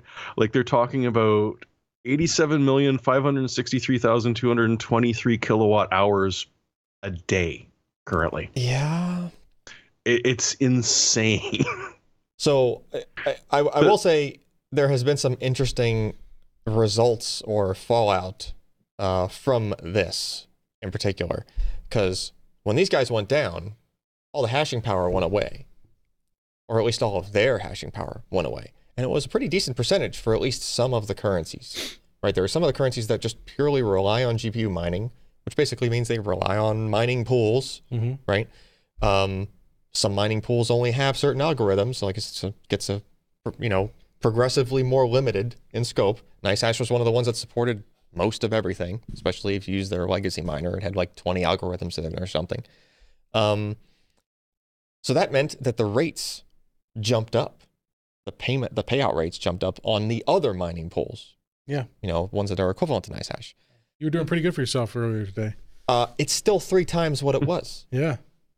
Like right now. You got to question a currency that the value of it goes up because a bunch of it got stolen. So in the heyday of the NiceHash mining, yes, it's rarity, but that's just weird. In the heyday of the NiceHash mining, which was like June, a 1080 Ti would pay out like $10 a day. Thereabouts, right? That was like the highest it was going. That's when everybody went nuts and started buying GPUs, and like we even fired up like all the cards we had in It the got office. real hot in here this summer. Got pretty hot during the summer, yeah. And then the AC was running, and then Ryan got the first bill, and then just shut everything off. No, he lasted a couple he months. kept it for a while, and then the electricity company showed up. Oh yeah, and they're And like, we had to convince them we were not. they're like, you're drawing too we were much not, for your service here. Independent medication providers. Yes, we were not growing anything. You're free to walk around the building. Yeah. Anyway, so that was $10 a day, back in June, and that was the highest it was. And then it dropped to like 3 for several months in a row and kind of crept up a little bit. It's 20 right now. Yeah. During the period where NiceHash was down, and like initially, like people hadn't realized, like they were just kind of waiting on NiceHash to come back. So they weren't even bothering shifting over to another pool, right? Which completely starved the pools. Yeah, further constraining the supply. Yes, exactly. Yeah. It was like between 50 and 70 per day rate of payout. Not that it was going to stay that way, because as more people pile in there, it settles back down. But it's still pretty high right now. It kind of makes me think that a lot of people have just kind of like, screw this. Like, some people went several weeks with like their single GPU mining. Yeah. So it's sitting there, the fans are cranked all the time, it's kind of an annoyance. You're holding out for getting your like point, I don't remember what the minimum increment is now for NiceHash to actually do the weekly payout. But, there were a lot of people that were in that boat that it was like, and it was getting progressively worse because the increment stayed the same. And the increment in the number of Bitcoin stayed the same, but the value of the Bitcoin has gone up 4 to 6 times, right? The hashing power, like dollar value, stays roughly the same. So that means that if you were mining with like the same card over the course of the past 3 or 4 months, the rate of Bitcoin you got in cut in like 1/6 of what it was. Yeah. Right. So that meant that if you had been getting weekly payouts, you were potentially 2 weeks or every 3 weeks. Right. Because it just got more and more stretched out, right? So they had these guys like, oh yeah, Christmas is coming up. I'm finally gonna get that payout. It's worth a lot more now. It's a bigger chunk of cash. I'm just gonna, buy some Christmas presents with that or whatever. And gone. Although also gone. I wonder, obviously you and people really into this are watching every minute, seeing what their mining pools are doing. But how many people really had it running in the background on a headless box or on a computer in the guest room? Oh, sure. And they don't even know anything. It's been less than 24 hours. They may not know anything happened. Yeah. Because, There's plenty the thing of people that caused this huge swell was a combination of professionals and governments getting into it, as well as a huge swath of people saying, I don't need to figure anything out. I can download this app, click a button, and let it go. And that could be a significant chunk of people that just still don't know what's happened. Yeah. Or their systems are sitting there idle, waiting for the next instruction, and yeah. It's true. I think, the next couple of days we'll see really as it normalizes. I'm just curious to see, because usually there's an awful lot of Ponzi scheme style things that come up in the Bitcoin thing. You don't say. I was actually telling you about a couple of them the other day, right? Guess what? One of them folded. Ah, really? Already? Yeah, exactly. Right. So, like, somebody come up, we have a bot that does trades. That was like yesterday. Yeah, it was yesterday. Not that long ago. So, somebody will come up and they'll make a nice looking website and they're like, hey, send me your Bitcoin. I'll put in this thing. It pays out this much per week or whatever, 20% gain per week or whatever. And, it entices you, right? And then they charge you some fee if you want to pull it out early. So like 7% loss if you want to pull it out early, or they make up, these numbers to make it just enough for people to like put some stuff in there. And then they let it go for a month or two. So then now word of mouth starts happening and et cetera, et cetera. And then right before it's supposed to pay out, it just goes away. Right. Does Bernie Madoff have internet access in prison? So like that kind of stuff happens, right? But NiceHash, you wouldn't have expected them to do it. And the reason I bring that up is because they get a percentage of everything that passes through them. And they have a crap load of volume. So even even if somebody, say there was a bad actor in there, that like, say the whole upper chain of NiceHash actually was in on this. And they're like, oh yeah, that's just it. We're going to time to cash out. It's actually counterintuitive, because if you'd go for 2 or 3 more months, they would have just made that in profit. Unless they have insider knowledge of that Bitcoin's about to crash or something. Yeah, maybe the U.S. and China agree to a regulation scheme or something, and they maybe.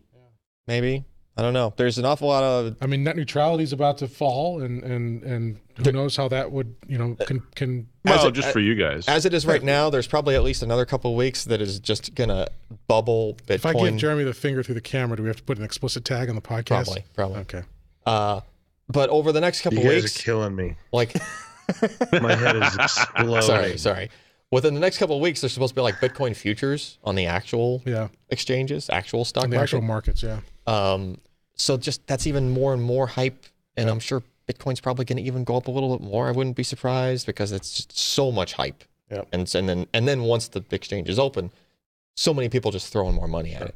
So Well, it's a risky thing. Let's not kill Josh. I will close by saying Nice Hash missed a huge opportunity to not put a frowny face on their logo. Yeah, for this note. they totally like there were Blew people. it. Somebody on Twitter, I think, replied, and they made it a smiley, and it was like there was blood coming out of the eyes and stuff. They should have just stole that logo and stuck it Yeah. there. But yeah, All right. Well, you'll survive. Everyone. No, Wonder yeah, if I Fillmore mean, knows mines. say Probably again. where it all went if he does. Yeah, I mean, who the heck Canadian knows? joke. You know.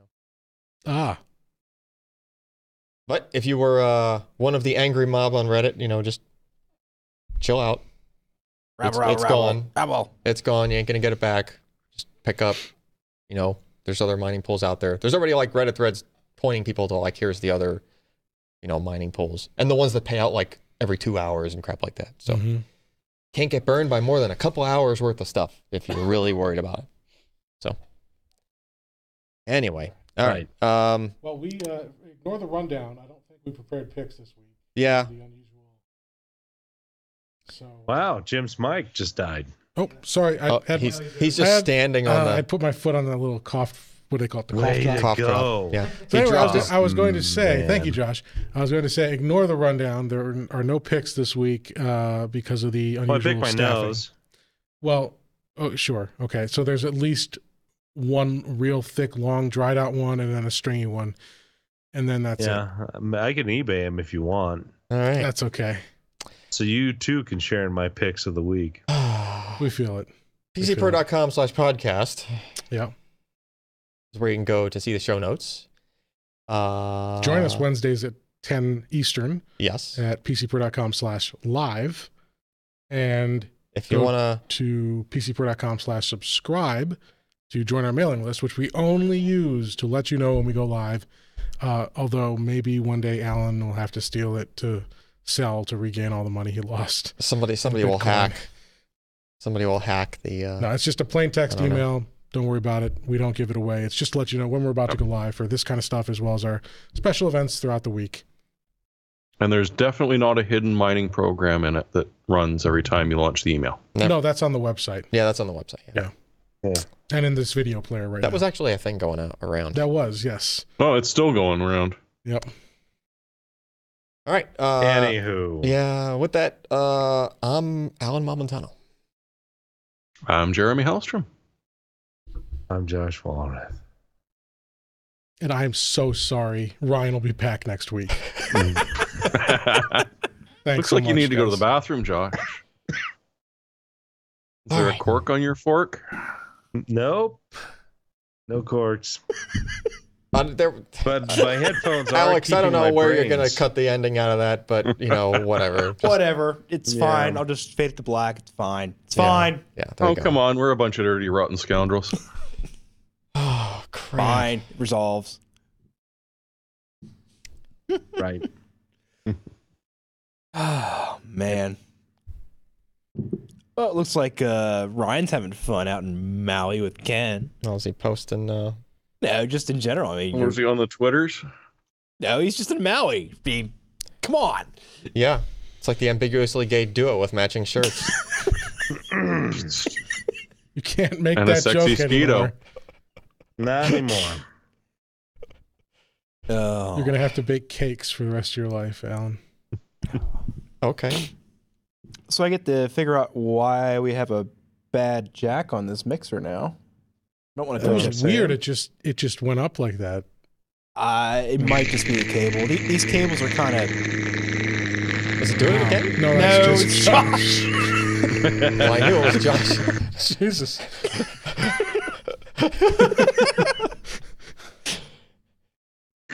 Well, that is frightening. He's turning red. Oh God, He's gonna turning red. pass Look out.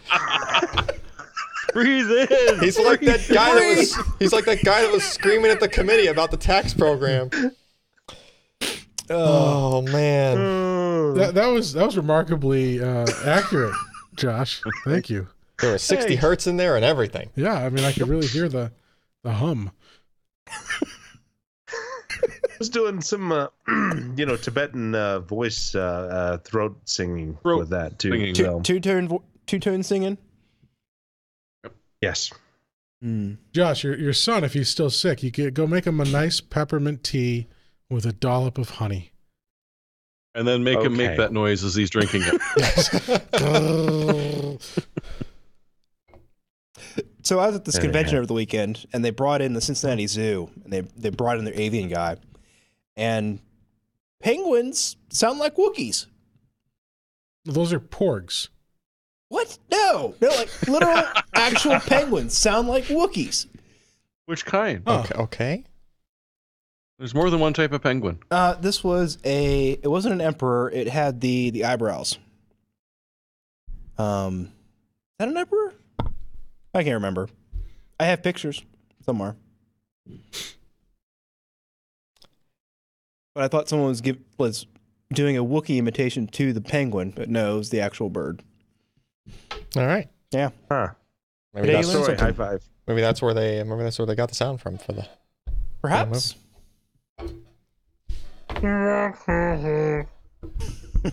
Oh, because there's another one that sounds exactly like a donkey. It's got a great name too. The ass penguin? Ass No, the kicker. jackass penguin. Oh. Oh. You That hang out in the south of Africa. It's VT disturbing. Wesley in the chat says, there's also more than one type of Wookiee. Okay. So there was There more than one is. type of penguin. There's more than one type of Wookiee. So we got to get our act together here. I'm gonna have to check Wikipedia on that. Yeah. How old do Wookiees live anyway? Wikipedia. Well, Chewie was in Like the 120 prequels. years. Yeah, I we don't live know. a fair time. I gotta go. Hi, Yet again, Josh. Yeah. gentlemen, it's been a business doing pleasure with you. My vocal outputs have just taken it all out of me. Spent it been a all on all long that week. chip talk. So And I only think we've hit Wednesday. bedrock. We can't dig a hole any deeper. Well, you could. Oh, but, I'm sure we could try. yeah. Anyway, you guys keep Good talking. night, all. I gotta run. All righty. See you, Josh. Thanks See for ya. watching. Jeremy, you out too? Yep, he's out. All right, we're out. Kids have fun. Bye, guys. I won't be on camera anymore, I promise. Oh, don't say that. I won't be on anything live. Don't say that. I'll try not to eat anything else. Want some floppy disks?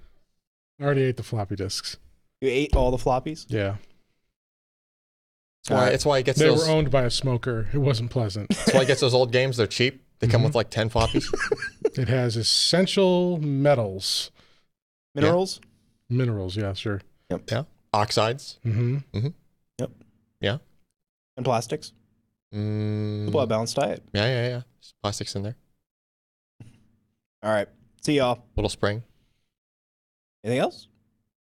About it, isn't it? There's a little spring. Everybody go to bed. All right.